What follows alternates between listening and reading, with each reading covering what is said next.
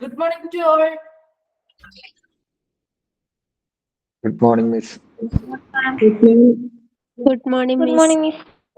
Good morning, Miss. Good morning, Miss. Okay, അപ്പൊ കഴിഞ്ഞ ക്ലാസ്സിൽ നമ്മൾ എന്താ പഠിച്ചിരുന്നത്? ബ്ലഡ് ബാങ്ക് അല്ലേ? അതെ. അതെ, എവിടെ വരെ പഠിച്ചിരുന്നു? Functions of plasma. Okay, functions of plasma പഠിച്ചു അല്ലേ? ഓക്കെ, അപ്പോ ഫങ്ഷൻസ് പ്ലാസ്മയുടെ ഫങ്ഷൻസ് ആര് പറയും? കുറച്ച് ദിവസമായില്ലേ നമ്മുടെ ക്ലാസ്സിൽ കയറിയിട്ട്? ആര് പറയും? Yes, Miss. Muhammad Ashmil. Blood pressure നിയന്ത്രിക്കാനും പിന്നെ ബ്ലഡ് പ്രഷർ പിന്നെ proteins for blood clotting balance level of sodium and potassium. Okay, very good. Then RBCയുടെ ഫംഗ്ഷൻ ആര് പറയും? RBC അല്ലെങ്കിൽ റെഡ് ബ്ലഡ് സെൽസിനെ കിട്ടി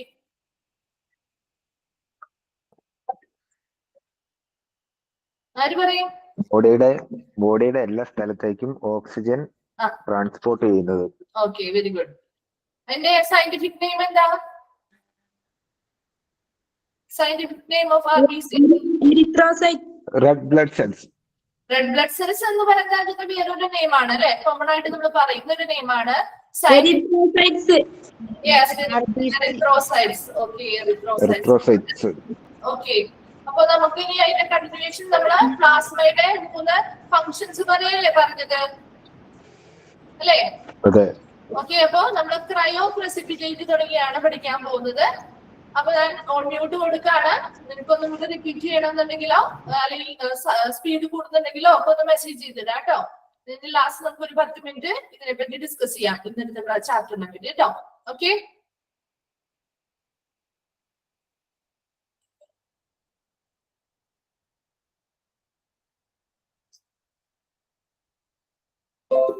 ഓക്കെ. അപ്പൊ ക്രയോ പ്രസിപ്പിറ്റേറ്റ് AHF എന്താണ്? ക്രയോ പ്രസിപ്പിറ്റേറ്റ് എന്ന് നോക്കിയേ. That is anti haemophilic factor.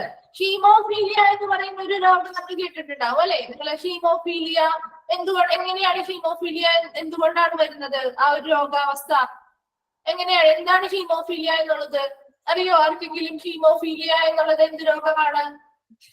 Blood കട്ടയാവാത്ത അവസ്ഥ അല്ലെ? ഹീമോഫിലിക് പേഷ്യൻസിന് എങ്ങനെയായിരിക്കും? രക്തം കട്ടയാകാത്ത ഒരവസ്ഥയാണ്. നമ്മുടെ ഏതൊരു മുറിവുണ്ടായാലും നമ്മുടെ ശരീരത്തിൽ എങ്ങനെയാണ്? കുറച്ചു നേരം ബ്ലഡ് പോയി കഴിഞ്ഞാൽ ബ്ലഡ് എന്ത് ചെയ്യുന്നുണ്ട്? ക്ലോട്ട് ആവുന്നുണ്ട് അല്ലെ? നമ്മുടെ ഒത്തിരി ബ്ലഡ് ശരീരത്തിൽ നിന്ന് ഒത്തിരി ബ്ലഡ് പുറത്ത് പോവാതിരിക്കാൻ വേണ്ടിയിട്ട് ഒരു സംരക്ഷണമാണ് അല്ലെ ബ്ലഡ് ക്ലോട്ട് എന്ന് പറയുന്നത്. അപ്പോ അതേപോലെ തന്നെ ഇങ്ങനെ ബ്ലഡ് ക്ലോട്ടുകൾ ഈ ഹീമോഫിലിക് പേഷ്യൻസിന് ഉണ്ടാവില്ല. രക്തം കട്ട പിടിക്കാത്ത ഒരു അവസ്ഥ ഉണ്ടാവുന്നു. ഒത്തിരി ബ്ലഡ് അവർക്ക് എന്തെങ്കിലും ഒരു മുറിവുണ്ടായാല് ഒത്തിരി ബ്ലഡ് എന്ത് ചെയ്യും? ശരീരത്തിൽ നിന്ന് വാർന്നു പോകാനായിട്ടുള്ള ഒരു ചാൻസ് ഉണ്ട്. അതേസമയം ഇവിടെ പറഞ്ഞിരിക്കുന്നത് എന്താ?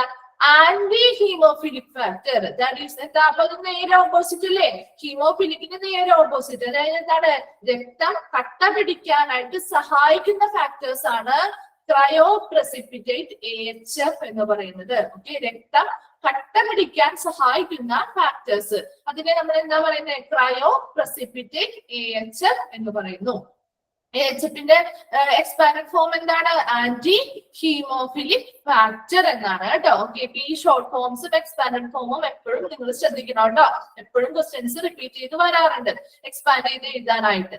ഓക്കെ, എന്താണ് ക്രയോ പ്രസിപ്പിറ്റേറ്റ് AHF എന്ന് നോക്കി? The portion of the plasma that contains clotting factors that helps to control bleeding. എന്താണ്? ബ്ലീഡിങ്ങിന് വേണ്ടി, ബ്ലീഡിങ്ങിനെ കൺട്രോൾ ചെയ്യാൻ അല്ലെങ്കിൽ ബ്ലീഡിങ്ങിനെ നിയന്ത്രിക്കാൻ വേണ്ടി സഹായിക്കുന്ന ക്ലോട്ടിംഗ് ഫാക്ടേഴ്സ് അടങ്ങിയിട്ടുള്ള പ്ലാസ്മയുടെ ഭാഗമാണ് ക്രയോ പ്രസിപ്പിറ്റേറ്റ് AHF. ഓക്കെ, ഒന്നുകൂടി ശ്രദ്ധിക്കുക. എന്താണ്? ബ്ലീഡിങ് അല്ലെങ്കിൽ രക്തസ്രാവം അല്ലെ? ബ്ലീഡിങ്ങിനെ കൺട്രോൾ ചെയ്യാൻ വേണ്ടി, ബ്ലീഡിങ്ങിനെ നിയന്ത്രിക്കാൻ വേണ്ടിയിട്ട് സഹായിക്കുന്ന ക്ലോട്ടിംഗ് ഫാക്ടേഴ്സ് അടങ്ങിയ പ്ലാസ്മയുടെ ഭാഗമാണ് ക്രയോ പ്രസിപ്പിറ്റേറ്റ് AHF എന്ന് പറയുന്നത്. അപ്പൊ ഇത് എന്താണ്? പ്ലാസ്മയുടെ ഒരു ഭാഗം തന്നെയാണ് അല്ലെ. ആ ഭാഗത്തായിരിക്കും എന്ത് കാണുന്നത്? Clotting factors. എന്തിനു വേണ്ടിയിട്ടാണ് ക്ലോട്ടിംഗ് ഫാക്ടേഴ്സ്? നമ്മുടെ ബ്ലീഡിങ്, നമ്മുടെ ശരീരത്തിൽ ഉണ്ടാകുന്ന ബ്ലീഡിങ്സ് അല്ലെങ്കിൽ രക്തസ്രാവത്തെ നിയന്ത്രിക്കാൻ അല്ലെങ്കിൽ കൺട്രോൾ ചെയ്യാൻ വേണ്ടിയിട്ട് ക്ലോട്ടിംഗ് ഫാക്ടേഴ്സ് അടങ്ങിയിട്ടുണ്ടെന്ന് നമ്മൾ പറഞ്ഞു അല്ലെ. രക്തം കട്ട പിടിക്കാൻ സഹായിക്കുന്ന ഘടകങ്ങളാണ്. അപ്പൊ ഇങ്ങനെയുള്ള ക്ലോട്ടിംഗ് ഫാക്ടേഴ്സ് അടങ്ങിയിട്ടുള്ള പ്ലാസ്മയുടെ ഭാഗമാണ് ക്രയോ പ്രസിപ്പിറ്റേറ്റ് AHF എന്ന് പറയുന്നത്. അപ്പൊ നിങ്ങളോട് ക്വസ്റ്റ്യൻസ് രണ്ട് രീതിയിൽ വരാം. ക്രയോ പ്രസിപ്പിറ്റേറ്റ് AHF അല്ലെങ്കിൽ AHFന്റെ എക്സ്പാൻഡഡ് ഫോം ചോദിക്കാം. എന്താണ്? ആന്റി ഹീമോഫിലിക് ഫാക്ടർ ആണെന്ന് ചോദിക്കാം അല്ലെ. ഇനി ക്രയോ പ്രസിപ്പിറ്റേറ്റ് AHF എന്താണെന്ന് ചോദിച്ചാൽ എന്താണ്? The portion of the plasma that contains clotting factors that helps to control bleeding. Okay, bleeding control ചെയ്യാനായിട്ട് സഹായിക്കുന്ന ക്ലോട്ടിംഗ് ഫാക്ടേഴ്സ് അടങ്ങിയ പ്ലാസ്മയുടെ ഭാഗമാണ് ക്രയോ പ്രസിപ്പിറ്റേറ്റ് AHF എന്ന് പറയുന്നത്. ഓക്കെ, മൂന്നാമതൊരു ക്വസ്റ്റ്യൻ വരുന്നത് എന്താണ്? പ്ലാസ്മയുടെ ഒരു portion, the portion of the plasma that containing clotting factors that helps to control bleeding. ഇത് എന്തിനെ സൂചിപ്പിക്കുന്നു? അല്ലെങ്കിൽ ഈ ഒരു എന്താണ് ഈ ഒരു പറഞ്ഞിരിക്കുന്ന സ്റ്റേറ്റ്മെന്റ് എന്തിനെ കുറിച്ചാണ് എന്ന് ചോദിക്കാം. അപ്പൊ അതിന്റെ ആൻസർ ഏതാണ്? ക്രയോ പ്രസിപ്പിറ്റേറ്റ് AHF എന്നാണ്. അങ്ങനെ 3 ക്വസ്റ്റ്യൻസ് ആണ് ഈ ഒരു ക്രയോ പ്രസിപ്പിറ്റേറ്റ് AHFുമായി ബന്ധപ്പെട്ട് വരുന്നത് കേട്ടോ. Okay, then in albumin, immune globulins and clotting factors concentrate may also be separated and processed for transfusion. എന്താണ്? Albumin, immune globulins and clotting factors ഒക്കെ പ്ലാസ്മയിലുള്ള പ്രോട്ടീൻസ് ആണ്.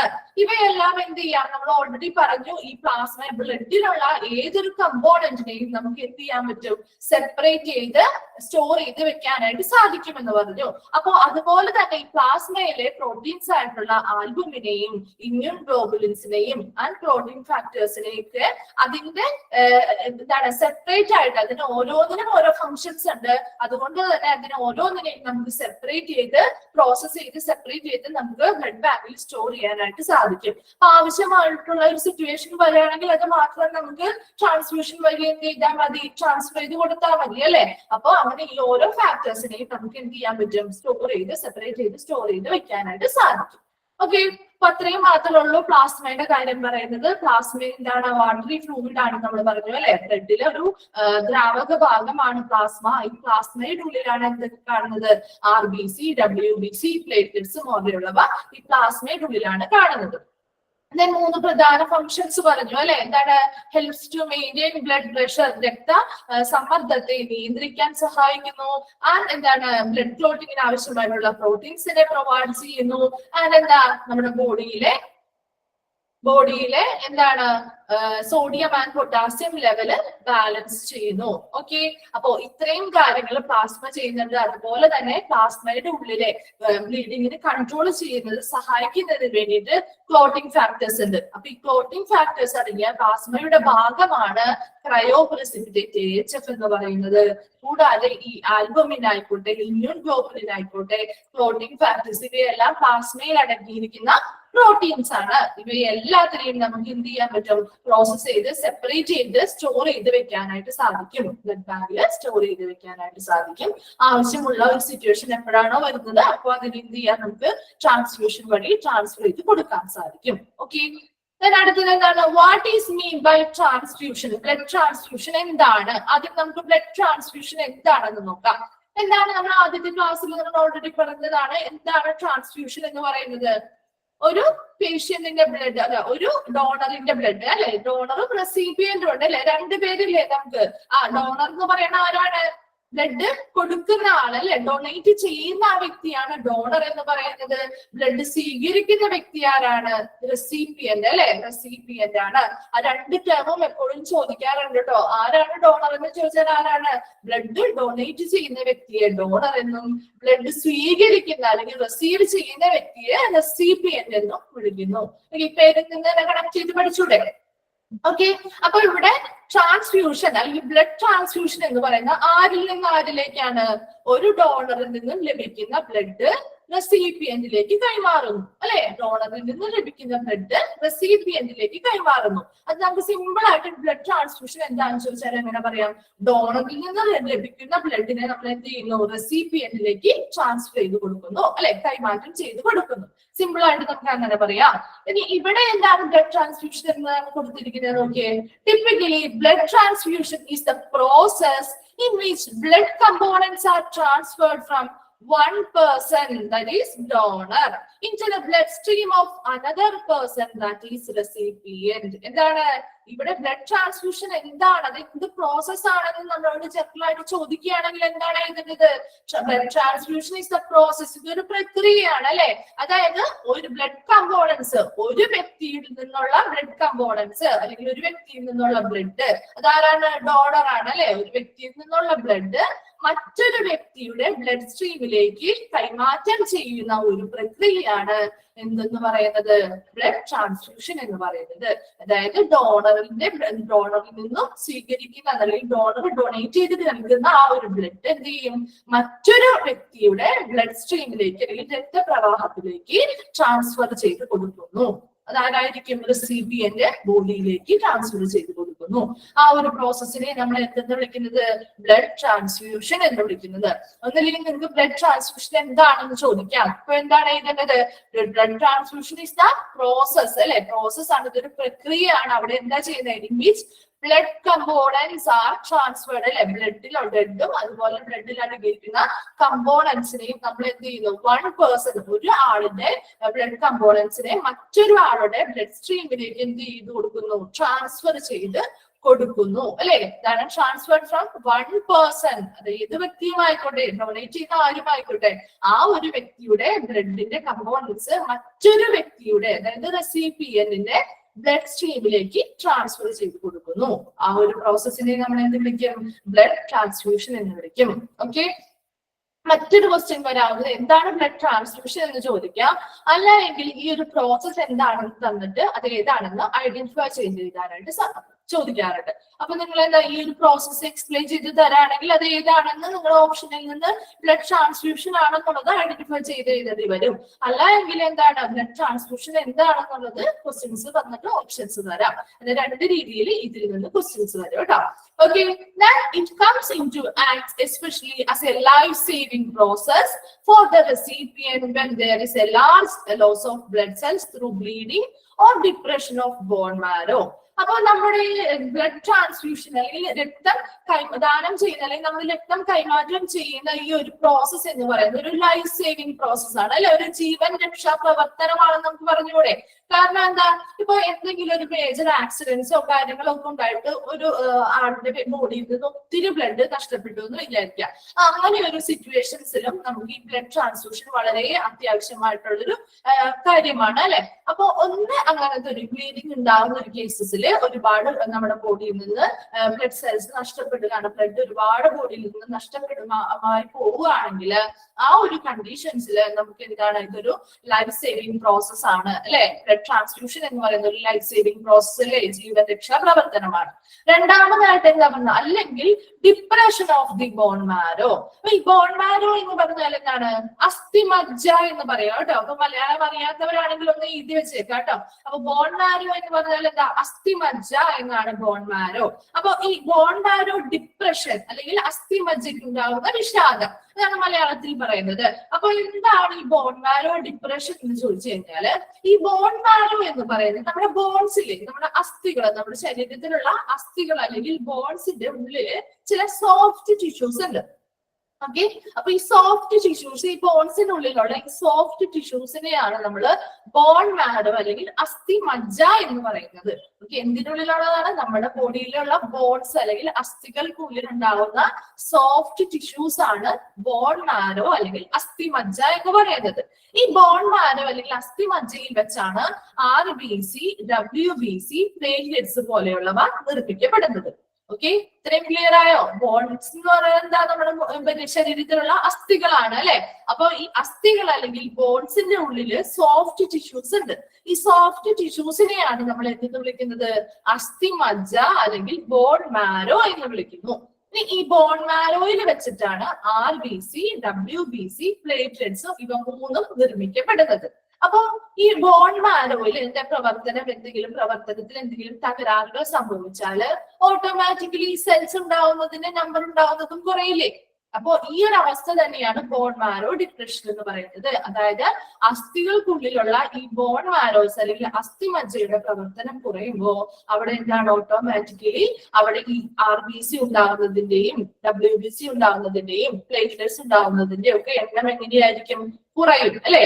ഈ ഒരു അവസ്ഥയാണ് ബോൺ മാരോ ഡിപ്രഷൻ എന്ന് പറയുന്നത്. അപ്പൊ അങ്ങനെ ഒരു സിറ്റുവേഷൻ വന്നാലും അല്ലെങ്കിൽ മറ്റെന്തെങ്കിലും രീതിയിൽ ബ്ലീഡിങ്ങുകൾ വന്നാലും ഇവിടെ ഒരു ലൈഫ് സേവിങ് പ്രോസസ് ആയിട്ട് ആക്ട് ചെയ്യുന്നത് ഏത് പ്രോസസ് ആണെന്നാണ് പറയുന്നത്? ബ്ലഡ് ട്രാൻസ്ഫ്യൂഷൻ അല്ലെങ്കിൽ രക്ത പകർച്ച തന്നെയാണ് എന്നാണ് പറയുന്നത്. ഓക്കെ, അപ്പൊ ഇത്രയുമാണ് അതിൽ പറയുന്നത്. അതുകൊണ്ട് തന്നെ ഈ ബ്ലഡ് ട്രാൻസ്ഫ്യൂഷൻ എന്ന് പറയുന്നത് ഒരു നോബിൾ കോസ് ആണ്, ഒരു മഹത്തരമായിട്ടുള്ള ഒരു കാര്യമായിട്ട് നമ്മൾ കണക്കാക്കുന്നു. ക്ലിയർ? അപ്പൊ ബ്ലഡ് ട്രാൻസ്ഫ്യൂഷൻ എന്ന് പറഞ്ഞാൽ എന്താണ്? ഒരു ഡോണറിൽ നിന്നും അല്ലെങ്കിൽ ഏതൊരു വ്യക്തി ആയിക്കോട്ടെ ഒരാളിൽ നിന്നും മറ്റൊരാളുടെ ബ്ലഡ് സ്ട്രീമിലേക്ക് ബ്ലഡിനെ ട്രാൻസ്ഫർ ചെയ്യുന്ന ഒരു പ്രോസസ്സിനെയാണ് ബ്ലഡ് ട്രാൻസ്ഫ്യൂഷൻ എന്ന് പറയുന്നത്. അതായത് ഡോണറിൽ നിന്നും റെസിപ്പിയന്റിന്റെ ബ്ലഡിലേക്ക്. ഇതെന്താണ്? ഒരു ലൈഫ് സേവിങ് പ്രോസസ് ആണെന്ന് നമ്മൾ പറഞ്ഞു അല്ലെ? എന്താണ്? എന്തെങ്കിലും ഡിസീസോ അല്ലെങ്കിൽ എന്തെങ്കിലും രീതിയിലുള്ള ആക്സിഡന്റോ കാര്യങ്ങളോ ഒക്കെ സംഭവിച്ച് എന്തെങ്കിലും ബ്ലീഡിങ്ങുകൾ ഉണ്ടാവുകയാണെങ്കിൽ അവിടെ എന്താ ഒത്തിരി ബ്ലഡ് നമ്മുടെ ബോഡിയിൽ നിന്ന് നഷ്ടമാവും. അപ്പൊ ആ ഒരു സമയത്ത് നമ്മുടെ ഒരു ജീവൻ രക്ഷാ പ്രവർത്തനമായിട്ട് നമുക്ക് എന്തിനു വിളിക്കാം? ബ്ലഡ് ട്രാൻസ്ഫ്യൂഷനെ വിളിക്കാം അല്ലെ? ആ ഒരു കണ്ടീഷനിൽ നമുക്ക് ബ്ലഡ് ട്രാൻസ്ഫ്യൂഷൻ വളരെ അത്യാവശ്യമായിട്ടുള്ള ഒരു പ്രോസസ് ആണ്. അതുപോലെ തന്നെ എന്താണ്? Bone marrow depression. എന്താണ് ബോൺ മാരോ ഡിപ്രഷൻ എന്ന് പറഞ്ഞാൽ? ബോൺസിനുള്ളിൽ അല്ലെങ്കിൽ നമ്മുടെ ശരീരത്തിലെ അസ്ഥികൾക്കുള്ളിൽ കാണുന്ന സോഫ്റ്റ് ടിഷ്യൂസ് ആണ് ഈ ബോൺ മാരോസ് അല്ലെങ്കിൽ അസ്ഥിമജ്ജ എന്ന് പറയുന്നത്. ഈ അസ്ഥിമജ്ജയ്ക്കുള്ളിൽ വെച്ചിട്ടാണ് RBC, WBC, പ്ലേറ്റ്ലെറ്റ്സുകൾ പോലെയുള്ളവ നിർമ്മിക്കപ്പെടുന്നത്. അപ്പോ ഈ അസ്ഥിമജ്ജയുടെ പ്രവർത്തനം കുറയുമ്പോൾ ഓട്ടോമാറ്റിക്കലി എന്താണ്? അവിടെ ഉണ്ടാകുന്ന ഈ RBC, WBC, പ്ലേറ്റ്ലെറ്റ്സുകളുടെ എണ്ണവും കുറയുന്നു. ഈ ഒരു അവസ്ഥയാണ് ബോൺ മാരോ ഡിപ്രഷൻ. ഇങ്ങനെയുള്ള കണ്ടീഷൻസിലും ഒരു ലൈഫ് സേവിങ് പ്രോസസ് ആയിട്ട് ആക്ട് ചെയ്യുന്നത് ബ്ലഡ് ട്രാൻസ്ഫ്യൂഷൻ തന്നെയാണ്. അതുകൊണ്ട് തന്നെ ഇതിനെ ഒരു മഹത്തരമായിട്ടുള്ള ഒരു കാര്യമായിട്ട് നമ്മൾ കണക്കാക്കുന്നു. അപ്പൊ എന്താണ് what is mean by blood transfusion എന്താണെന്ന് നമ്മൾ പറഞ്ഞു അല്ലെ? ഇനി അടുത്ത ക്വസ്റ്റ്യൻ ഏതാ? Why are blood banks important? ഇനി എന്താണ് ബ്ലഡ് ബാങ്ക്സിന്റെ ഇമ്പോർട്ടൻസ്? എന്തുകൊണ്ടാണ് ബ്ലഡ് ബാങ്ക്സ് ഇമ്പോർട്ടന്റ് ആയത് എന്നുള്ള ഒരു ക്വസ്റ്റ്യൻ ആണ് രണ്ടാമത് ചോദിച്ചിരിക്കുന്നത്. എന്താണെന്ന് നോക്കിയേ. Blood bank services act as a universal point as they collect, test and store all types of blood അല്ലെ? ബ്ലഡ് ബാങ്ക് എന്ന് പറയുന്ന ഒരു യൂണിവേഴ്സൽ പോയിന്റ് ആണ് എന്ന് പറയുന്നു. എന്തുകൊണ്ടാണ് അങ്ങനെ ഒരു യൂണിവേഴ്സൽ പോയിന്റ് ആയി മാറിയത്? അത് എല്ലാ തരത്തിലുമുള്ള ബ്ലഡ്സിനെ കളക്ട് ചെയ്യുന്നുണ്ട്. എന്താണ്? ടെസ്റ്റുകൾ ചെയ്യുന്നുണ്ട് അല്ലെ? പരിശോധനകൾ നടത്തുന്നുണ്ട്, ആ സ്റ്റോർ ചെയ്ത് വെക്കുന്നുണ്ട്. അതുകൊണ്ട് തന്നെ ഈ ബ്ലഡ് ബാങ്ക് എന്ന് പറയുന്നത് എന്താണ്? ഒരു യൂണിവേഴ്സൽ പോയിന്റ് ആയിട്ട് മാറിയിരിക്കുന്നു. Okay, then they watchfully screen, test the blood and many signs of infection. അതെന്താണ്? നമ്മൾ ഓൾറെഡി പറഞ്ഞതാണല്ലേ, പ്രിലിമിനറി ടെസ്റ്റുകൾ ചെയ്യുന്നു നമ്മൾ പറഞ്ഞു.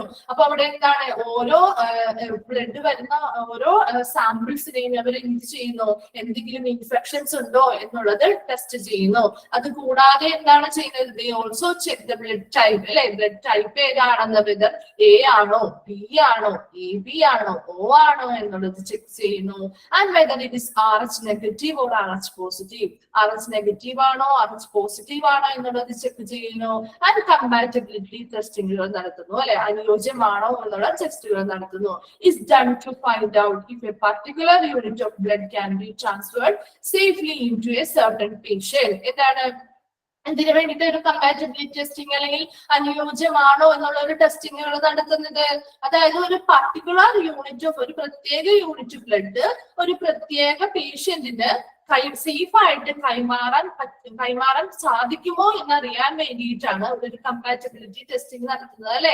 അനുയോജ്യമല്ലാത്തൊരു ബ്ലഡ് ആണ് അവിടെ ട്രാൻസ്ഫർ ചെയ്യുന്നെങ്കിലോ അവിടെ ബ്ലഡ് ക്ലോട്ടിങ് അല്ലെ, അഗ്ലൂട്ടിനേഷൻ പോലെയുള്ള കാര്യങ്ങൾ സംഭവിച്ചേക്കാം, അല്ലെങ്കിൽ മറ്റ് ഫർദർ എന്തെങ്കിലും ഹെൽത്ത് റിലേറ്റഡ് പ്രോബ്ലംസ് ഉണ്ടായേക്കാം. അപ്പൊ അതുകൊണ്ട് തന്നെ ഇങ്ങനെയുള്ള കുറെ കാര്യങ്ങൾ ആ ബ്ലഡ് ബാങ്കിൽ ബ്ലഡ് സാമ്പിൾ കിട്ടുമ്പോൾ തന്നെ അവർ എന്ത് ചെയ്യുന്നുണ്ട്? ചെക്കുകൾ ചെയ്ത ശേഷമാണ് അവർ ട്രാൻസ്ഫ്യൂഷന് വേണ്ടി കൊടുക്കുന്നത്. അപ്പൊ ബ്ലഡ് ബാങ്ക് അതുകൊണ്ട് തന്നെ എല്ലാ തരത്തിലുമുള്ള ബ്ലഡുകളെ കളക്ട് ചെയ്യുന്നു, ടെസ്റ്റുകൾ നടത്തുന്നു, അതിനെന്ത് ചെയ്യുന്നു, സ്റ്റോർ ചെയ്ത് വെക്കുന്നു. അത് ഒപ്പം തന്നെ എന്താണ്, എന്തെങ്കിലും ഇൻഫെക്ഷൻസ് ഉണ്ടോ എന്ന് എന്ത് ചെയ്യുന്നു, സ്ക്രീനിങ്ങുകൾ നടത്തുന്നു. അതിനോടൊപ്പം എന്ത് ചെയ്യുന്നു, നമ്മൾ ഓൾറെഡി പ്രിലിമിനറി ടെസ്റ്റുകളിൽ ഇതൊക്കെ പഠിച്ചതാണ് അല്ലെ. എ ആണോ, ബി ആണോ, AB ആണോ, O ആണോ ഗ്രൂപ്പ് വന്നിരിക്കുന്നത് എന്നുള്ളത് നോക്കുന്നു. പോസിറ്റീവ് ആണോ, RH പോസിറ്റീവ് ആണോ, നെഗറ്റീവ് ആണോ എന്നത് ഐഡന്റിഫൈ ചെയ്യുന്നു. അതിനുശേഷം എന്ത് ചെയ്യുന്നു, കമ്പാറ്റബിലിറ്റി ടെസ്റ്റുകൾ ചെയ്യുന്നു അല്ലെ. ഒരു പേഴ്സണിൽ നിന്നും ബ്ലഡ് ട്രാൻസ്ഫർ ചെയ്യുമ്പോൾ ആ മറ്റു പേഴ്സണിനും ഈ പേഴ്സന്റെയും തമ്മിലുള്ള ബ്ലഡുകൾ എങ്ങനെയായിരിക്കണം, കമ്പാറ്റബിൾ ആണോ, അനുയോജ്യമാണോ, അല്ലെങ്കിൽ എന്തെങ്കിലും മിസ്മാച്ചിങ് ഉണ്ടോ എന്നുള്ളതൊക്കെ ചെക്ക് ചെയ്ത് ഉറപ്പുവരുത്തിയതിനു ശേഷം അല്ലെ, വളരെ ശ്രദ്ധാപൂർവം ഇങ്ങനെയുള്ള ചെക്കുകളും കാര്യങ്ങളും ഒക്കെ ചെക്കിങ്ങുകളും നടത്തിയതിനു ശേഷം മാത്രമേ അവരുടെ ബ്ലഡ് ട്രാൻസ്ഫ്യൂഷന് വേണ്ടിയിട്ട് ആ ബ്ലഡ് നമ്മൾ കൈമാറുന്നത്. ഓക്കെ, എന്താ നോട്ട്. ഈ നോട്ട് ഒരു ഇമ്പോർട്ടന്റ് ആണ് കേട്ടോ. നോട്ടിൽ നിന്ന് നിങ്ങൾക്ക് എപ്പോഴും നിങ്ങൾക്ക് കൺഫ്യൂസ്ഡ് ആയിട്ടുള്ള രണ്ട് ഫാക്ടേഴ്സ് നമ്മൾ പറയുന്നുണ്ട്. അത് ക്വസ്റ്റ്യൻസ് വരുമ്പോൾ നിങ്ങൾക്ക് എപ്പോഴും കൺഫ്യൂഷൻ വരുന്ന ഒരു ഏരിയ കൂടിയാണ്. അതുകൊണ്ട് ഇതൊന്ന് പ്രത്യേകം ശ്രദ്ധിക്കണം കേട്ടോ. If your blood type is O negative, okay, നിങ്ങളുടെ ബ്ലഡ് ടൈപ്പ് O നെഗറ്റീവ് ആണെങ്കിൽ you are the universal donor who can transfer your blood to almost everyone, and if your blood type is AB positive, you act as a universal recipient. Okay, നമ്മളൊരു box ഒക്കെ വരച്ച് കുറച്ച് കാര്യങ്ങൾ പഠിച്ചില്ലായിരുന്നോ? ഒരു box വെച്ച് നമ്മൾ ഗ്രൂപ്പുകള്, പിന്നെ എന്താ ആന്റിജൻ, ആന്റിബോഡി, ഡോണേഴ്സ്, റെസിപ്പിയൻസ് ഒക്കെ നമ്മൾ പഠിച്ചില്ലേ? അപ്പൊ അതില് നമ്മൾ ഇപ്പൊ പഠിച്ചപ്പോ പറഞ്ഞിരുന്നു യൂണിവേഴ്സൽ ഡോണർ എന്ന് പറയുന്നത് ആരായിരുന്നു, ഏത് ഗ്രൂപ്പാണ് യൂണിവേഴ്സൽ ഡോണർ ആയിട്ട് പറഞ്ഞത്? ആരായിരുന്നു? ഏത് ഗ്രൂപ്പായിരുന്നു യൂണിവേഴ്സൽ ഡോണർ എന്ന് പറയുന്നത്? ഏത് ഗ്രൂപ്പായിരുന്നു? യെസ്, വെരി ഗുഡ്, O ആയിരുന്നു അല്ലെ. യൂണിവേഴ്സൽ റെസിപ്പിയന്റ് എന്ന് പറയുന്ന ഗ്രൂപ്പ് ഏതായിരുന്നു? യൂണിവേഴ്സൽ റെസിപ്പിയന്റ് എന്ന് പറയുന്നത് ഏത് ഗ്രൂപ്പായിരുന്നു? AB. Yes, okay. അപ്പൊ ABയും O ആണ് നമ്മൾ പഠിച്ചു. എന്നാൽ ഇവിടെ പറഞ്ഞിരിക്കുന്നത് എന്താ? നെഗറ്റീവും പോസിറ്റീവും പറഞ്ഞിട്ടുണ്ട് അല്ലെ. അപ്പൊ ഇതിൽ നിങ്ങൾ ശ്രദ്ധിക്കേണ്ടതായിട്ടുള്ള ഒരു കാര്യം എന്ന് പറഞ്ഞാല് അവിടെ നമ്മൾ പഠിച്ചത് ഗ്രൂപ്പുകളെ പറ്റിയാണ് അല്ലെ. അതായത് ഏത് ഗ്രൂപ്പാണ് യൂണിവേഴ്സൽ ഡോണർ എന്ന് ചോദിച്ചാൽ നിങ്ങൾ ഏത് തന്നെ എഴുതണം? O ഗ്രൂപ്പാണെന്ന് എഴുതണം. ഓക്കെ, ഏത് ഗ്രൂപ്പാണ് യൂണിവേഴ്സൽ റെസിപ്പിയന്റ് എന്ന് ചോദിച്ചാൽ നിങ്ങൾ ഏത് എഴുതണം? AB തന്നെ എഴുതണം. ക്ലിയർ ആയോ? എന്നാൽ ഏത് ബ്ലഡ് ടൈപ്പ് എന്ന് ചോദിച്ചാൽ അവിടെ എന്ത് വരും? പോസിറ്റീവും നെഗറ്റീവും വരും. ഓക്കെ, അപ്പൊ ഈ 4 ബ്ലഡ് ഗ്രൂപ്പിന്റെയും പോസിറ്റീവും നെഗറ്റീവും വരും ബ്ലഡ് ടൈപ്പ് ചോദിക്കുകയാണെങ്കിൽ. അപ്പൊ ബ്ലഡ് ഗ്രൂപ്പ് ഏതാണെന്ന് ചോദിച്ചാൽ നിങ്ങൾ ഏത് എഴുതണം? Oയും ABയും തന്നെയാണ്. എന്നാൽ ബ്ലഡ് ടൈപ്പ് ഏതാണ് എന്ന് ചോദിച്ചാൽ അവിടെ എന്ത് എഴുതണം? O നെഗറ്റീവ് എന്ന് എഴുതണം. ആ യൂണിവേഴ്സൽ റെസിപ്പിയൻ ബ്ലഡ് ടൈപ്പ് ഏതാണെന്ന് ചോദിച്ചാൽ നിങ്ങൾ ഏത് എഴുതണം? AB പോസിറ്റീവ് എന്ന് എഴുതണം. ഓക്കെ, അവിടെ രണ്ടെണ്ണം നിങ്ങൾക്ക് കൺഫ്യൂഷൻ വരുന്ന ഒരു കാര്യമാണ്. ഗ്രൂപ്പ്, ഏത് ഗ്രൂപ്പാണ്? ഇപ്പൊ ഏത് ഗ്രൂപ്പാണ് യൂണിവേഴ്സൽ ഡോണർ എന്ന് ചോദിച്ചാൽ നിങ്ങൾ ഏത് എഴുതിയാൽ മതി? O ഗ്രൂപ്പാണ്. ഗ്രൂപ്പ് ഏതാണെന്ന് ചോദിച്ചാൽ O എഴുതുക. യൂണിവേഴ്സൽ ഡോണർ ആയിട്ടുള്ള ഗ്രൂപ്പ് ഏതാണെന്ന് ചോദിച്ചാൽ O എഴുതുക. ഇനി എന്താണ്? യൂണിവേഴ്സൽ ഡോണർ ആയിട്ടുള്ള ബ്ലഡ് ടൈപ്പ് ഏതാണെന്ന് ചോദിക്കുകയാണെങ്കിൽ അത് ഏതാണ്? O നെഗറ്റീവ് ആണ്. ഓക്കെ, O നെഗറ്റീവ് ആണ്. ഓക്കെ, O പോസിറ്റീവും നെഗറ്റീവും ഉണ്ടല്ലോ, അതിൽ O നെഗറ്റീവ് ആണെന്ന് തന്നെ സ്പെസിഫൈഡ് ആയിട്ട് എഴുതണം കേട്ടോ. അപ്പൊ ABയുടെ കാര്യം നോക്കിയേ, നമ്മൾ അവിടെ പഠിച്ചു കഴിഞ്ഞാൽ ഏത് ഗ്രൂപ്പാണ് അല്ലെ, ഏത് ബ്ലഡ് ഗ്രൂപ്പാണ് യൂണിവേഴ്സൽ റെസിപ്പിയന്റ് എന്ന് ചോദിച്ചാൽ ഏത് എഴുതണം? AB ഗ്രൂപ്പ് എന്ന് മാത്രം എഴുതിയാൽ മതി.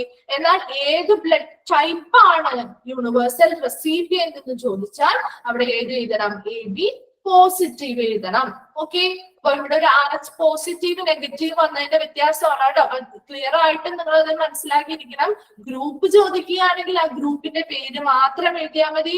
ഏത് ബ്ലഡ് ടൈപ്പ് ആണെന്ന് ചോദിക്കാൽ അവിടെ എന്ത് എഴുതണം? പോസിറ്റീവ് ആണോ നെഗറ്റീവ് ആണോ എന്നത് കൂടി സ്പെസിഫൈ ചെയ്തിരിക്കണം. ക്ലിയർ ആയോ? അപ്പൊ ഇവിടെ എന്തുകൊണ്ടാണ് O നെഗറ്റീവ് അല്ലെങ്കിൽ O പോസിറ്റീവ് വന്നൂടെ? നമ്മൾ O ഗ്രൂപ്പ് ആണെന്നാണ് ജനറലി പഠിച്ചത് അല്ലെ. O പോസിറ്റീവ് വന്നൂടെ? O നെഗറ്റീവ് ആയത് എന്തുകൊണ്ടാണ് ഒരു ഡൗട്ട് വരുന്നില്ലേ നിങ്ങൾക്ക്? അതുപോലെ തന്നെ AB പോസിറ്റീവും AB നെഗറ്റീവും ഉണ്ട്, അതിൽ AB നെഗറ്റീവ് വന്നൂടെ എന്നുള്ള ഡൗട്ട് വരില്ലേ? അതിനുള്ള നമുക്ക് കുറച്ച് റീസൺസ് ഉണ്ട്, അത് നമ്മൾ എഴുതുന്നുണ്ട് കേട്ടോ. അപ്പൊ എന്താണ് പറഞ്ഞത്? ഇത് രണ്ടും വ്യക്തമായിട്ട് മനസ്സിലാക്കുക. O നെഗറ്റീവ് ആണ്, AB പോസിറ്റീവ് ആണ് എന്നുള്ളത്. ഓക്കെ, O ആണ് ഗ്രൂപ്പ് ചോദിക്കുകയാണെങ്കിൽ Oയും ABയും എഴുതിയാൽ മതി.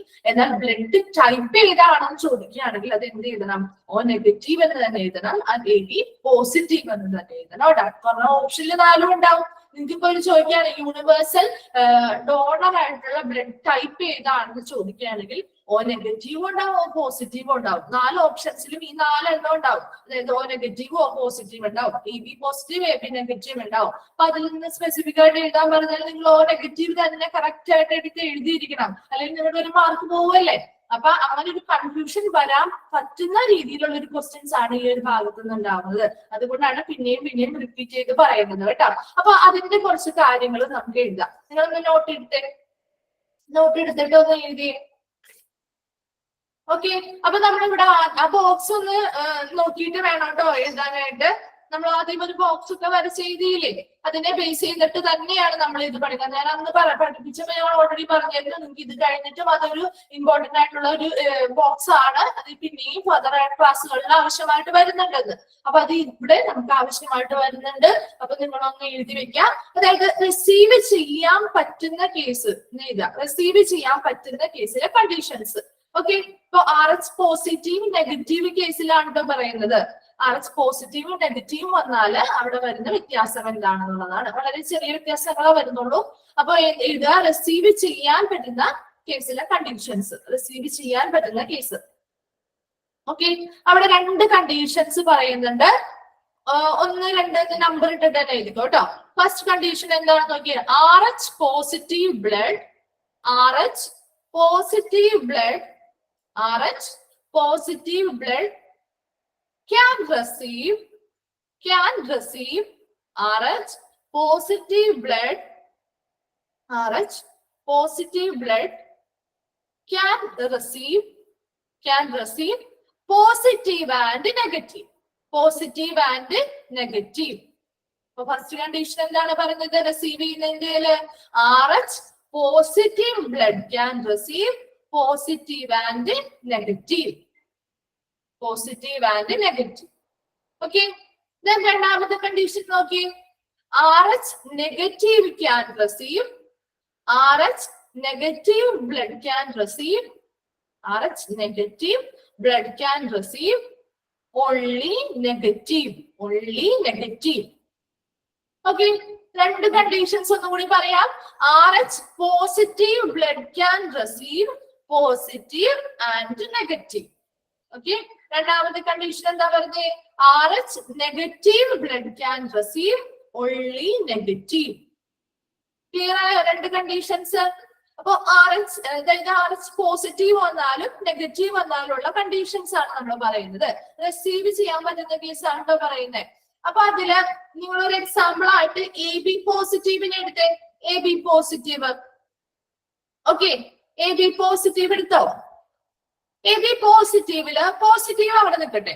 നമ്മുടെ AB എന്ന് പറയുന്ന ഒരു ഗ്രൂപ്പ് നമ്മൾ പഠിച്ചില്ലേ? AB group. AB ഗ്രൂപ്പിന് ആരിൽ നിന്നൊക്കെ ബ്ലഡ് റിസീവ് ചെയ്യാൻ പറ്റും? ഏതൊക്കെ ഗ്രൂപ്പിൽ നിന്ന് ബ്ലഡ് റിസീവ് ചെയ്യാൻ പറ്റും AB ഗ്രൂപ്പിന്? ആരെങ്കിലും ഒന്ന് കമന്റ് ചെയ്തു.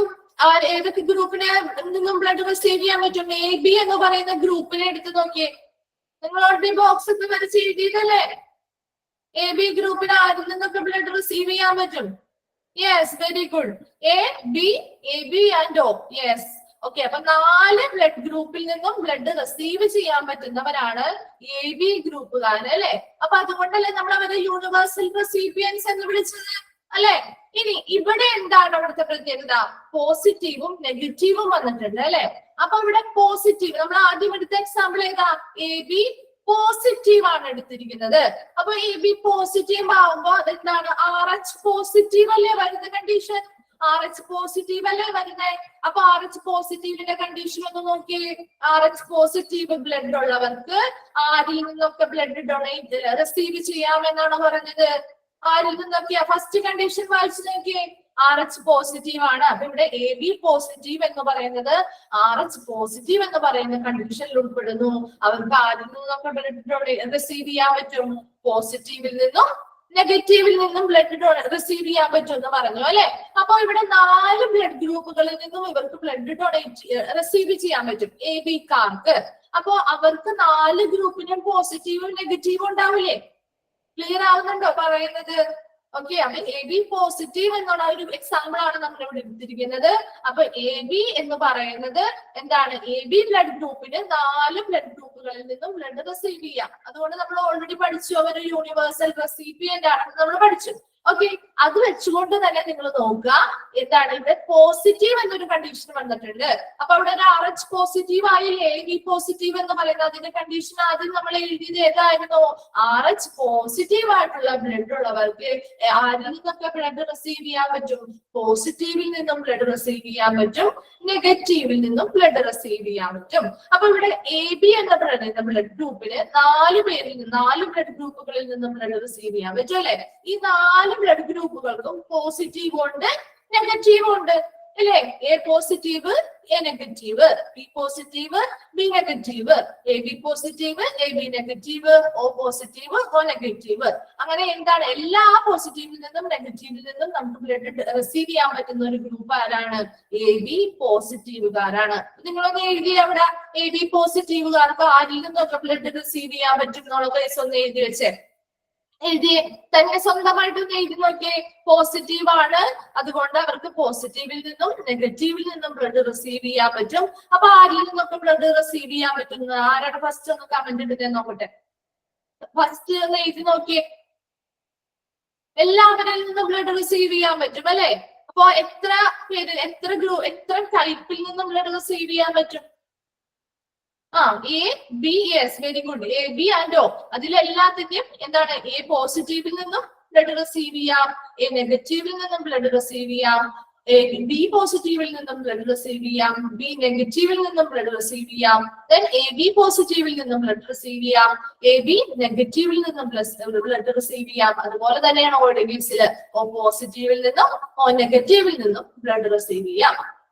ക്ലിയർ? അടുത്തൊരു എക്സാമ്പിൾ, നമ്മൾ എ ബി പോസിറ്റീവിന്റെ കാര്യമില്ലേ എഴുതിയത്? ഇനി അതേ സമയം തന്നെ നിങ്ങൾ എ ബി നെഗറ്റീവിന്റെ ഒന്ന് എഴുതി നോക്കിയേ. എ ബി നെഗറ്റീവ് ആവുമ്പോ എന്താണ് ഇവിടെ കണ്ടീഷൻ വരുന്നത്? RH നെഗറ്റീവ് ആണ് അല്ലെ? RH നെഗറ്റീവിന്റെ കണ്ടീഷൻ നമ്മൾ എന്താ പറഞ്ഞത്? രണ്ടാമത് എഴുതിയ പോയിന്റ് എന്തായിരുന്നു? RH നെഗറ്റീവ് ബ്ലഡുകാർക്ക് ആരിൽ നിന്ന് റിസീവ് ചെയ്യാൻ പറ്റുള്ളൂ? ഓൺലി നെഗറ്റീവ് അല്ലെ? ഓൺലി നെഗറ്റീവ് ആയിട്ടുള്ള ഗ്രൂപ്പിൽ നിന്ന് മാത്രമേ ബ്ലഡ് റിസീവ് ചെയ്യാൻ പറ്റുള്ളൂ. അപ്പൊ എ ബി എന്ന് പറയുന്ന ഗ്രൂപ്പിന് എടുക്കാം. അപ്പൊ നിങ്ങൾ ആ പോസിറ്റീവ് അല്ല നോക്കേണ്ടത്, മറിച്ച് എന്താണ് എടുക്കേണ്ടത്? എ ബി എന്ന ഗ്രൂപ്പിന് ആരിൽ നിന്നും ബ്ലഡ് റിസീവ് ചെയ്യാൻ പറ്റും? 4 ബ്ലഡ് ഗ്രൂപ്പുകളിൽ നിന്നും ബ്ലഡ് റിസീവ് ചെയ്യാൻ പറ്റും. ആ 4 ബ്ലഡ് ഗ്രൂപ്പുകളിലെയും നെഗറ്റീവിൽ നിന്ന് മാത്രമാണ് എ ബി നെഗറ്റീവിന് ബ്ലഡ് റിസീവ് ചെയ്യാൻ പറ്റുള്ളൂ. ഓക്കെ, അപ്പൊ അവിടെ ആ 4 ബ്ലഡ് ഗ്രൂപ്പിന്റെയും നെഗറ്റീവ് ഏതൊക്കെയാണ്? എ ബി നെഗറ്റീവിന് ബ്ലഡ് റിസീവ് ചെയ്യാൻ പറ്റുന്നത്? നെഗറ്റീവിൽ നിന്ന് മാത്രമേ റിസീവ് ചെയ്യാൻ പറ്റുള്ളൂ. പക്ഷെ എ ബി എന്ന് പറയുന്ന എ ബി എന്ന് പറയുന്ന ഗ്രൂപ്പിന് 4 പേരിൽ നിന്നും റിസീവ് ചെയ്യാൻ പറ്റും അല്ലെ? അപ്പൊ RH എന്ന് പറയുന്നത് എന്താണെന്നോ? RH പോസിറ്റീവ് ആണ്, RH നെഗറ്റീവ് നമ്മൾ പറഞ്ഞതായിരുന്നു കഴിഞ്ഞ ക്ലാസ്സിൽ അല്ലെ? എന്താണ് RH എന്ന് പറയുന്നത്? ബ്ലഡ് ഗ്രൂപ്പ് പോസിറ്റീവ് ആണോ നെഗറ്റീവ് ആണോ എന്ന് നിർണ്ണയിക്കുന്ന ഘടകമാണ് RH ഫാക്ടേഴ്സ് എന്ന് പറയുന്നത് അല്ലെ? അപ്പൊ ഇവിടെ RH ഫാക്ടർ എന്ന് പറയുന്നത് പോസിറ്റീവ് ആണെങ്കിൽ എന്താണ്? നമ്മുടെ പോസിറ്റീവ് ആണെങ്കിൽ കുറച്ച് കണ്ടീഷൻസ് ഉണ്ട്, നെഗറ്റീവ് ആണെങ്കിൽ കുറച്ച് കണ്ടീഷൻസ് ഉണ്ട്. അതിനെ ബേസ് ചെയ്താണ് നമ്മൾ ബ്ലഡ് റിസീവ് ചെയ്യുന്നതും ഡൊണേറ്റ് ചെയ്യുന്നതും. ഓക്കെ, അപ്പൊ ഇവിടെ നമ്മൾ എ ബി നെഗറ്റീവിന്റെ കേസിൽ പറഞ്ഞു. എ ബി നെഗറ്റീവ് എന്ന് പറയുന്നത് എന്താണ്? RH നെഗറ്റീവ് ആണ് എന്ന് പറഞ്ഞു. അപ്പൊ RH നെഗറ്റീവ് ആണെങ്കിൽ അവിടുത്തെ കണ്ടീഷൻ എന്തായിരുന്നു? അവർക്ക് ഇവിടെ നിന്ന് മാത്രമേ റിസീവ് ചെയ്യാൻ പറ്റുള്ളൂ. RH negative blood can receive only negative അല്ലെ? ഓൺലി നെഗറ്റീവിൽ നിന്ന് മാത്രമേ ബ്ലഡ് റിസീവ് ചെയ്യാൻ പറ്റുള്ളൂ. അപ്പൊ എ ബി ആൻഡ് ഒ, ഈ 4 ബ്ലഡ് ഗ്രൂപ്പുകളിൽ നിന്നും എ ബിക്ക് ബ്ലഡ് റിസീവ് ചെയ്യാം അല്ലെ? അതിന്റെ എല്ലാത്തിന്റെയും നെഗറ്റീവിൽ നിന്ന് മാത്രമേ റിസീവ് ചെയ്യാൻ പറ്റുള്ളൂ. ക്ലിയർ ആവുന്നുണ്ടോ പറയുന്നത്? നെഗറ്റീവിൽ നിന്ന് മാത്രമേ റിസീവ് ചെയ്യാൻ പറ്റുള്ളൂ. അപ്പൊ എ ബി നെഗറ്റീവിൽ നിന്ന് ആരിൽ നിന്നൊക്കെ റിസീവ് ചെയ്യാൻ പറ്റും? ആരിൽ നിന്നൊക്കെ റിസീവ് ചെയ്യാൻ പറ്റും? എ നെഗറ്റീവിൽ നിന്ന് റിസീവ് ചെയ്യാം അല്ലെ? ബി നെഗറ്റീവിൽ നിന്ന് റിസീവ് ചെയ്യാം, എ ബി നെഗറ്റീവിൽ നിന്ന് റിസീവ് ചെയ്യാം, ആൻഡ് ഒ നെഗറ്റീവിൽ നിന്നും റിസീവ് ചെയ്യാം. Yes, very good. അപ്പൊ ഇത്രയും കാര്യങ്ങൾ നിങ്ങൾ 2 എക്സാമ്പിൾ എടുത്തു നോക്കി അല്ലെ? ഇനി നിങ്ങൾ ഈ ഓയുടെ ആയിക്കോട്ടെ, ബിയുടെ ആയിക്കോട്ടെ, എ ബിയുടെ ആയിക്കോട്ടെ, ഏത് വേണമെങ്കിലും നിങ്ങൾ ഇങ്ങനെ എടുത്ത് ചെയ്ത് നോക്കിക്കോ. നിങ്ങൾക്ക് അവസാനം റിസൾട്ട് കിട്ടുന്നത് ഈ ഒരു എ ബി പോസിറ്റീവിൽ തന്നെ ആയിരിക്കും. അപ്പൊ എ ബി പോസിറ്റീവിന് മാത്രമാണ് നമുക്ക് എന്താ എല്ലാ ബ്ലഡ് ടൈപ്പുകളിൽ നിന്നും ബ്ലഡ് റിസീവ് ചെയ്യാൻ പറ്റുള്ളൂ അല്ലെ. നമ്മൾ എഴുതിയില്ലേ എല്ലാ ഗ്രൂപ്പുകളുടെയും പോസിറ്റീവിൽ നിന്നും നെഗറ്റീവിൽ നിന്നും ബ്ലഡ് റിസീവ് ചെയ്യാൻ പറ്റുന്ന ഒരു ഗ്രൂപ്പ് ഏതാണ്?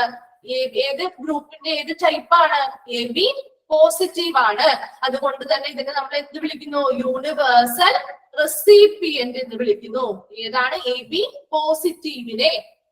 ക്ലിയർ ആയോ? AB പോസിറ്റീവിനെ യൂണിവേഴ്സൽ റെസിപ്പിയന്റ് എന്ന് വിളിക്കുന്നു. റിസീവ് ചെയ്യുന്ന പ്ലേസ് ആണ് നമ്മൾ പറഞ്ഞത്. ഇനി അടുത്ത കണ്ടീഷൻ ഏതിന്റെയാണ്? ഡൊണേറ്റ് ചെയ്യുന്ന കേസില്. നിങ്ങൾ അടുത്ത നോട്ടിൽ എഴുതാം. ഡൊണേറ്റ് ചെയ്യുന്ന കേസിലെ കണ്ടീഷൻസ്. ഡൊണേറ്റ് ചെയ്യുന്ന കേസിലെ കണ്ടീഷൻസ് ഒന്ന് എഴുതി നോക്കിയേ. ഇത് രണ്ടും തമ്മിൽ മാറിപ്പോവരുത് കേട്ടോ. റിസീവ് ചെയ്യുന്ന കേസും ഉണ്ട്, ഡൊണേറ്റ് ചെയ്യുന്ന കേസും ഉണ്ട്. റിസീവ് ചെയ്യുന്ന കേസിലാണ് നമ്മളിപ്പോ പറഞ്ഞത്. ഇനി ഡൊണേറ്റ് ചെയ്യുന്ന കേസിലെ കണ്ടീഷൻസും രണ്ടെണ്ണം ഉണ്ട്. അതൊന്ന് എഴുതിയിരുത്തേ. First condition RH positive can give only positive. RH positive can give only positive. Okay. Then രണ്ടാമത്തെ condition RH negative can give positive and negative. RH negative can give positive and negative. Okay. RH positive can give positive only positive. RH positive can give only positive and RH negative can give positive and negative. Okay. ഇതിന് ഒരു example എടുത്ത് നിങ്ങൾ ചെയ്തു നോക്കിയേ. O positive example എടുത്തോ. O positive example ആയിട്ട് O positive എടുക്കാം. Okay. ആ പോസിറ്റീവ് അവിടെ നിൽക്കട്ടെ. O ഗ്രൂപ്പുകാർക്ക് ആർക്കൊക്കെ ബ്ലഡ് ഡൊണേറ്റ് ചെയ്യാൻ പറ്റും? ഏതൊക്കെ ഗ്രൂപ്പുകാർക്ക് ബ്ലഡ് ഡൊണേറ്റ് ചെയ്യാൻ പറ്റും? O ഗ്രൂപ്പിന് നമ്മൾ ഓൾറെഡി ബോക്സ് വരച്ച് പഠിച്ച കാര്യമാണ്. ഏത് ഗ്രൂപ്പുകൾക്ക് ബ്ലഡ് ഡൊണേറ്റ് ചെയ്യാൻ പറ്റും? എല്ലാവർക്കും. ശരിയാണ്, എല്ലാവർക്കും ബ്ലഡ് ഡൊണേറ്റ് ചെയ്യാൻ പറ്റും അല്ലെ. 4 ബ്ലഡ് ഗ്രൂപ്പ് എയ്ക്കും ബിക്കും എബിക്കും ഓയ്ക്കും ബ്ലഡ് ഡൊണേറ്റ് ചെയ്യാൻ പറ്റുന്ന ഗ്രൂപ്പാണ് O എന്ന് പറയുന്നത്. അതുകൊണ്ട് എന്താണ് അവരെ യൂണിവേഴ്സൽ ഡോണർ എന്ന് നമ്മൾ വിളിച്ചു ആ ഒരു ഗ്രൂപ്പിനെ അല്ലേ. ഓക്കെ. അപ്പൊ ഇവിടെ പോസിറ്റീവിന്റെ കേസല്ലേ നമ്മൾ എക്സാമ്പിൾ ആയിട്ട് എടുത്തിരിക്കുന്നത്. യെസ്, യൂണിവേഴ്സൽ ഡോണേഴ്സ് എന്ന് വിളിക്കുന്നു. ഇവിടെ പോസിറ്റീവിന്റെ കേസല്ലേ നമ്മൾ എടുത്തത്. അപ്പൊ ആ പോസിറ്റീവ് എന്ന് പറയുന്ന ഒരു കണ്ടീഷൻ വന്നു. അപ്പൊ അവിടെ പോസിറ്റീവ് ആണെങ്കിൽ അവിടെ ഏത് കണ്ടീഷൻ വന്നു? ആദ്യത്തെ condition, that is RH positive ആണെങ്കിൽ ആർക്ക് മാത്രമേ ബ്ലഡ് ഡൊണേറ്റ് ചെയ്യാൻ പറ്റുള്ളൂ? ക്യാൻ ഗീവ് പോസിറ്റീവ് ഓൺലി അല്ലെ. ഓൺലി പോസിറ്റീവിന് മാത്രം. അപ്പൊ ഓയ്ക്ക് ബ്ലഡ് ഡൊണേറ്റ് ചെയ്യാൻ പറ്റുന്ന 4 ഗ്രൂപ്പുകളുണ്ട്. ആ 4 ഗ്രൂപ്പുകളിലെയും പോസിറ്റീവുകൾക്ക് മാത്രമേ അവിടെ ബ്ലഡ് ഡൊണേറ്റ് ചെയ്യാൻ പറ്റുള്ളൂ. അപ്പൊ ഏതൊക്കെയായിരിക്കും ആ 4 ഗ്രൂപ്പുകളിലെ? Yes, very good. A positive, B positive, AB positive and O positive. Okay. Clear ആയോ? ഈ 4 ബ്ലഡ് ഗ്രൂപ്പുകളിലെയും പോസിറ്റീവിന് മാത്രമേ O പോസിറ്റീവുകാർക്ക് ബ്ലഡ് ഡൊണേറ്റ് ചെയ്യാൻ പറ്റുള്ളൂ. ഇനി അതേപോലെ തന്നെ നിങ്ങൾ ആ എക്സാമ്പിൾ ആയിട്ട് O നെഗറ്റീവ് ഒന്നെടുത്ത് എഴുതിയേ. O നെഗറ്റീവ് ഒന്നെടുത്ത് എഴുതിയേ. O നെഗറ്റീവിന്റെ കേസിൽ ഒന്നെടുത്ത് എഴുതിയേ. O നെഗറ്റീവുകാർക്ക് അവരുടെ കണ്ടീഷൻ എന്താണ്? O നെഗറ്റീവ് എന്ന് പറയുമ്പോ സെക്കൻഡ് കണ്ടീഷൻ അല്ലെ. നെഗറ്റീവ് ആണ്. RH നെഗറ്റീവ് കണ്ടീഷൻ ആണ്. അപ്പൊ അവർക്ക് എങ്ങനെയാണ്? ക്യാൻ ഗീവ് ആർക്കൊക്കെ ബ്ലഡ് ഡൊണേറ്റ് ചെയ്യാൻ പറ്റും? പോസിറ്റീവ് ആൻഡ് നെഗറ്റീവ് അല്ലെ. 2 പോസിറ്റീവിനും നെഗറ്റീവിനും ബ്ലഡ് ഡൊണേറ്റ് ചെയ്യാൻ പറ്റും. അപ്പൊ ഈ 4 ഗ്രൂപ്പുകളിലെയും പോസിറ്റീവിനും നെഗറ്റീവിനും ഇവർക്ക് എന്ത് ചെയ്യാൻ പറ്റും? ബ്ലഡ് ഡൊണേറ്റ് ചെയ്യാൻ പറ്റും. അതൊക്കെ എടുത്ത് എഴുതി നോക്കിയേ ആർക്കൊക്കെ ബ്ലഡ് ഡൊണേറ്റ് ചെയ്യാൻ പറ്റുമെന്ന്. 4 ഗ്രൂപ്പിലെയും പോസിറ്റീവിനും നെഗറ്റീവിനും ബ്ലഡ് ഡൊണേറ്റ് ചെയ്യാൻ പറ്റും. അപ്പൊ ഏതൊക്കെ വരും?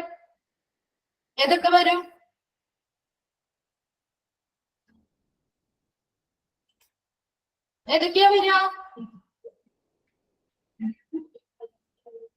Yes, A B and O. ശരിയാണ്. അതിൽ A പോസിറ്റീവും വരും, A നെഗറ്റീവിനും കൊടുക്കാം അല്ലെ. B പോസിറ്റീവിനും കൊടുക്കാം, B നെഗറ്റീവിനും കൊടുക്കാം. AB പോസിറ്റീവിനും AB നെഗറ്റീവിനും കൊടുക്കാം. O പോസിറ്റീവിനും O നെഗറ്റീവിനും കൊടുക്കാം. ക്ലിയർ? അപ്പൊ ഇത്രയും നമ്മളെ എക്സാമ്പിളുകൾ ഈ രണ്ടെണ്ണം എടുത്തതെന്ന് വെച്ച് കഴിഞ്ഞാൽ പെട്ടെന്ന് നിങ്ങൾക്ക് അത് മനസ്സിലാവാൻ വേണ്ടിയിട്ടാണ് കേട്ടോ. മറ്റേത് ഗ്രൂപ്പുകൾ നിങ്ങൾ എടുത്തു നോക്കിയാലും ഈ സെയിം ആൻസർ തന്നെയായിരിക്കും കിട്ടുക. അപ്പൊ നിങ്ങൾ എന്താണ് ഈ കൺഫ്യൂഷൻസ് വരുന്നുണ്ടെങ്കിൽ ഈ ഒരു കണ്ടീഷൻ വെച്ചിട്ട് എയുടെയോ ബിയുടെയോ എബിയുടെയോ ഓയുടെ ഒക്കെ ചെയ്ത് നോക്കിക്കോ. അതിൽ അവസാനത്തെ റിസൾട്ട് മെയിനായിട്ടും ഇത് തന്നെയായിരിക്കും നിങ്ങൾക്ക് കിട്ടുക കേട്ടോ. അപ്പൊ നമ്മുടെ സമയം ഒരുപാട് കളയണ്ടെന്ന് വിചാരിച്ചാൽ നിങ്ങൾക്ക് പെട്ടെന്ന് ആൻസറിലോട്ട് എത്താൻ പറ്റുന്ന രീതിയിലുള്ള എക്സാമ്പിളുകൾ എടുത്തത്. ഓക്കെ, നിങ്ങൾക്ക് ഇത്രയും ഡീറ്റെയിൽ ആയിട്ട് പറഞ്ഞു തന്നത് എന്താന്ന് വെച്ച് കഴിഞ്ഞാല് ഇത് എന്തുകൊണ്ടാണ് ഇങ്ങനെ പറയുന്നത് എന്നുള്ളത് നമുക്കുള്ള ഐഡിയ വേണമല്ലോ. അല്ലാതെ നമ്മൾ വെറുതെ അത് കാണാതെ പഠിച്ചത് കൊണ്ടൊരു കാര്യമായില്ല. നമുക്കത് വ്യക്തമായിട്ട് അത് ക്ലിയർ ആയി പഠിച്ചാൽ മാത്രമേ നമുക്കത് കൺഫ്യൂഷൻ ഇല്ലാതെ അത് കറക്റ്റ് ആയിട്ട് ആൻസർ എടുത്ത് എഴുതാൻ പറ്റുള്ളൂ. അപ്പൊ അതിന് വേണ്ടിയിട്ടാണ് നമ്മൾ ഇത്രയും ക്ലിയർ ആയിട്ട് ഞാൻ പറഞ്ഞു തന്നത്. അപ്പൊ ഇവിടെ നിങ്ങൾ എന്താണ് ഓ പോസിറ്റീവിന്റെ കേസിലും ഓ നെഗറ്റീവിന്റെ കേസിലും എല്ലാവർക്കും ബ്ലഡ് ഡൊണേറ്റ് ചെയ്യാൻ പറ്റുന്ന ഏത് ഗ്രൂപ്പാണെന്നാ പറയുന്നത്? ഓ ആണ്. അതിൽ ഏത് ടൈപ്പാണ് വരുന്നത്? നിങ്ങൾ എക്സാമ്പിൾ എഴുതിയിൽ നിന്നൊന്ന് പറഞ്ഞേ, ഏത് ടൈപ്പിലാണ് എല്ലാവർക്കും ബ്ലഡ് ഡൊണേറ്റ് ചെയ്യാൻ പറ്റുന്ന ടൈപ്പ് ഏതാണ്? ഓ പോസിറ്റീവ് ആണോ നെഗറ്റീവ് ആണോ? ഓ പോസിറ്റീവ് ആണോ നെഗറ്റീവ് ആണോ? ഓ പോസിറ്റീവിനാണോ നെഗറ്റീവിനാണോ എല്ലാവർക്കും ബ്ലഡ് ഡൊണേറ്റ് ചെയ്യാൻ പറ്റുന്നത്? Yes, very good. ഓ നെഗറ്റീവ് ആണ് അല്ലെ. അപ്പൊ ഓ നെഗറ്റീവിനാണ് എല്ലാവർക്കും ബ്ലഡ് ഡൊണേറ്റ് ചെയ്യാൻ പറ്റുന്ന ബ്ലഡ് ടൈപ്പ് എന്ന് പറയുന്നത്. അതുകൊണ്ട് നമ്മുടെ യൂണിവേഴ്സൽ ഡോണർ ആയിട്ടുള്ള ബ്ലഡ് ടൈപ്പ് ഏതാണെന്ന് ചോദിച്ചാൽ ഓ നെഗറ്റീവ് എന്ന് എഴുതുക. അതുപോലെ തന്നെ യൂണിവേഴ്സൽ റെസിപ്പിയന്റ് ആയിട്ടുള്ള ബ്ലഡ് ടൈപ്പ് ഏതാണെന്ന് ചോദിച്ചാൽ AB പോസിറ്റീവ് എന്ന് എഴുതുക. ഓക്കെ, ഗ്രൂപ്പ് ആണെന്ന് ചോദിക്കുന്നതെങ്കിൽ നിങ്ങൾ ഓയും ABയും എഴുതിയാൽ മതി. ഇനി ബ്ലഡ് ടൈപ്പ് ഏതാണെന്ന് ചോദിക്കുകയാണെങ്കിൽ മാത്രമാണ് ഇവിടെ പോസിറ്റീവും നെഗറ്റീവും വരുന്നത് കേട്ടോ. ക്ലിയർ ആയല്ലോ? അപ്പൊ അത് ഇനി ഒരിക്കലും നിങ്ങൾക്ക് അത് മറന്നു പോവാതെ മനസ്സിലാക്കി തന്നെ വെച്ച് പഠിക്കാം. അതിനു വേണ്ടിയാണ് എക്സാമ്പിൾ പറഞ്ഞ് നമ്മൾ ഇത്രയും പോയിന്റ്സ് പറഞ്ഞത് കേട്ടോ. ഓക്കെ, നിങ്ങൾക്ക് അത് നോട്ടിലില്ല. നോട്ടിൽ ജസ്റ്റ് നിങ്ങൾക്ക് എന്താണ് AB പോസിറ്റീവ് ആണ്, AB ഓ നെഗറ്റീവ് ആണ് എന്ന് മാത്രമേ പറഞ്ഞിട്ടുള്ളൂ. നിങ്ങൾക്ക് അതൊരു കൺഫ്യൂഷൻ വരാതിരിക്കാൻ വേണ്ടിയിട്ടാണ് നമ്മൾ ഇത്രയും ഡീറ്റെയിൽ ആയിട്ട് പറഞ്ഞത് കേട്ടോ. ഓക്കെ, അപ്പൊ അത് മാത്രം മാറ്റി എന്താണ് ഒരു സെപ്പറേറ്റ് ആയിട്ട് നിങ്ങളൊന്ന് എഴുതി വെച്ച് പഠിച്ചേക്കാം. എന്താണ് ഓ നെഗറ്റീവ് ആണ്, എന്തുകൊണ്ട് ബ്ലഡ് ടൈപ്പ് ഏതാണെന്ന് ചോദിച്ചാൽ ഓ നെഗറ്റീവ് ആയിരിക്കും. അതുപോലെ തന്നെ AB പോസിറ്റീവ് ആയിരിക്കും. ഗ്രൂപ്പ് ഏതാണെന്ന് ചോദിച്ചാൽ ഓയും EBയും എഴുതുക. ക്ലിയർ? എന്താണ് however many mismatch between the blood type can prove fatal, so blood test must be done carefully. എന്താണ് നമ്മൾ ഓൾറെഡി പറഞ്ഞു അല്ലെ, എന്തെങ്കിലും മിസ്മാച്ചുകൾ അല്ലെങ്കിൽ നമ്മുടെ ബ്ലഡുകൾ തമ്മിൽ ട്രാൻസ്ഫ്യൂഷൻ നടക്കുമ്പോൾ ഡോണറുടെയും റെസിപ്പിയന്റെയും ബ്ലഡുകൾ തമ്മിൽ മിസ്മാച്ച് അല്ലെങ്കിൽ യോജിക്കാത്തവയാണ് എന്നുണ്ടെങ്കിൽ അവിടെ എന്ത് പറ്റും? എന്താ ഫേറ്റൽ ആയിരിക്കും അല്ലെങ്കിൽ ഡെത്ത് കോസിംഗ് ആയിരിക്കും അല്ലെ. മരണം വരെ സംഭവിക്കാവുന്ന എന്താണ് കാര്യങ്ങൾ സിറ്റുവേഷൻസ് ഉണ്ടാവുന്നത് കൊണ്ട് തന്നെ എപ്പോഴും ബ്ലഡ് ട്രാൻസ്ഫ്യൂഷൻ എന്ന് പറയുന്നത് എപ്പോഴും എന്താണ് ഇങ്ങനെയുള്ള ബ്ലഡ് ട്രാൻസ്ഫ്യൂഷന് മുൻപ് ബ്ലഡിന്റെ ടെസ്റ്റുകൾ വളരെ കെയർഫുൾ ആയിട്ട് അല്ലെങ്കിൽ ശ്രദ്ധാപൂർവം ചെയ്തിരിക്കേണ്ടതാണ്. ഓക്കെ, അപ്പൊ ഇത്രയുമാണ് ബ്ലഡ് ബാങ്കിൽ വാട്ട് ഈസ് ബ്ലഡ് ട്രാൻസ്ഫ്യൂഷൻ എന്ന് ചോദിച്ചാൽ ആ പ്രോസസ് ചെയ്തിടാം. എന്താണ് ബ്ലഡ് ബാങ്ക്സിന്റെ ഇമ്പോർട്ടൻസ് എന്ന് ചോദിച്ചാൽ അതും എഴുതുക. ഈ നോട്ട് എന്ന് പറയുന്ന ആ ഒരു ഭാഗം ഇമ്പോർട്ടന്റ് ആണ്. അത് മാറിപ്പോവാതെ കൺഫ്യൂഷൻ ഒന്നും ഇല്ലാതെ പഠിച്ചിരിക്കുക കേട്ടോ. Then when is blood transfusion needed? ഇനി എപ്പോഴൊക്കെയാണ് നമുക്ക് ബ്ലഡ് ട്രാൻസ്ഫ്യൂഷൻ ആവശ്യമായിട്ട് വരുന്നത് അല്ലെ? അപ്പൊ എന്താ ഓരോ ഇൻഡിവിജ്വൽസിനും ഈ ബ്ലഡ് ട്രാൻസ്ഫ്യൂഷൻ വരുന്നത് ആവശ്യമായിട്ട് വരുന്നത് സെയിം ആയിരിക്കോ? ഇല്ല, വ്യത്യസ്തമായിരിക്കും അല്ലെ. ഇപ്പൊ എനിക്ക് എന്തെങ്കിലും ഒരു ഹെൽത്ത് റിലേറ്റഡ് പ്രോബ്ലം ഉണ്ടായിട്ടായിരിക്കും ചിലപ്പോൾ ബ്ലഡ് ട്രാൻസ്ഫ്യൂഷൻ വരുന്നത്. അതേപോലെ തന്നെയായിരിക്കും മറ്റുള്ളവരുടെ കണ്ടീഷനും? അല്ല, വളരെ വ്യത്യസ്തമായിരിക്കും അല്ലെ. ചിലപ്പോ ഉടനെ പെട്ടെന്ന് എന്തെങ്കിലും ഒരു അത്യാവശ്യങ്ങളായിരിക്കും വരുന്നത്. ചിലപ്പോൾ മറ്റവരുടെ ട്രീറ്റ്മെന്റിന്റെ ഭാഗമായിട്ട് എന്തെങ്കിലും രീതിയിൽ ബ്ലഡ് ട്രാൻസ്ഫ്യൂഷൻ ആവശ്യമായിട്ട് വന്നേക്കാം. അപ്പൊ ഓരോരുത്തരിലും ഈ ബ്ലഡ് ട്രാൻസ്ഫ്യൂഷൻ ആവശ്യമായിട്ട് വരുന്ന സന്ദർഭങ്ങൾ അല്ലെങ്കിൽ സിറ്റുവേഷൻസ് എന്ന് പറയുന്നത് വ്യത്യസ്തമായിരിക്കും അല്ലെ. അതിൽ ഇമ്പോർട്ടന്റ് ആയിട്ടുള്ള കുറച്ച് സിറ്റുവേഷൻസ് ആണ് നമ്മൾ പഠിക്കാൻ പോകുന്നത്. ആദ്യത്തെ എന്താ? To substitute for the loss blood after a serious or surgery. എന്താണ്? സീരിയസ് ആയിട്ടുള്ള എന്തെങ്കിലും ആക്സിഡന്റുകളോ അങ്ങനെ എന്തെങ്കിലും കഴിഞ്ഞു കഴിഞ്ഞാൽ അല്ലെ, പെട്ടെന്നൊക്കെ എന്തെങ്കിലും വളരെ വലിയ രീതിയിലുള്ള ആക്സിഡന്റ് കാര്യങ്ങളൊക്കെ ഉണ്ടായി കഴിഞ്ഞാല് അവിടെ എന്താണ് നമ്മുടെ ബോഡിയിൽ നിന്ന് ഒത്തിരി ബ്ലഡ് നഷ്ടമാവില്ലേ? അപ്പൊ അതുമായി ബന്ധപ്പെട്ട് നമുക്ക് ബ്ലഡ് ട്രാൻസ്ഫ്യൂഷൻ ആവശ്യമായിട്ട് വരും അല്ലെ. ആ പോയ ബ്ലഡിനെ എന്ത് ചെയ്യുന്നു?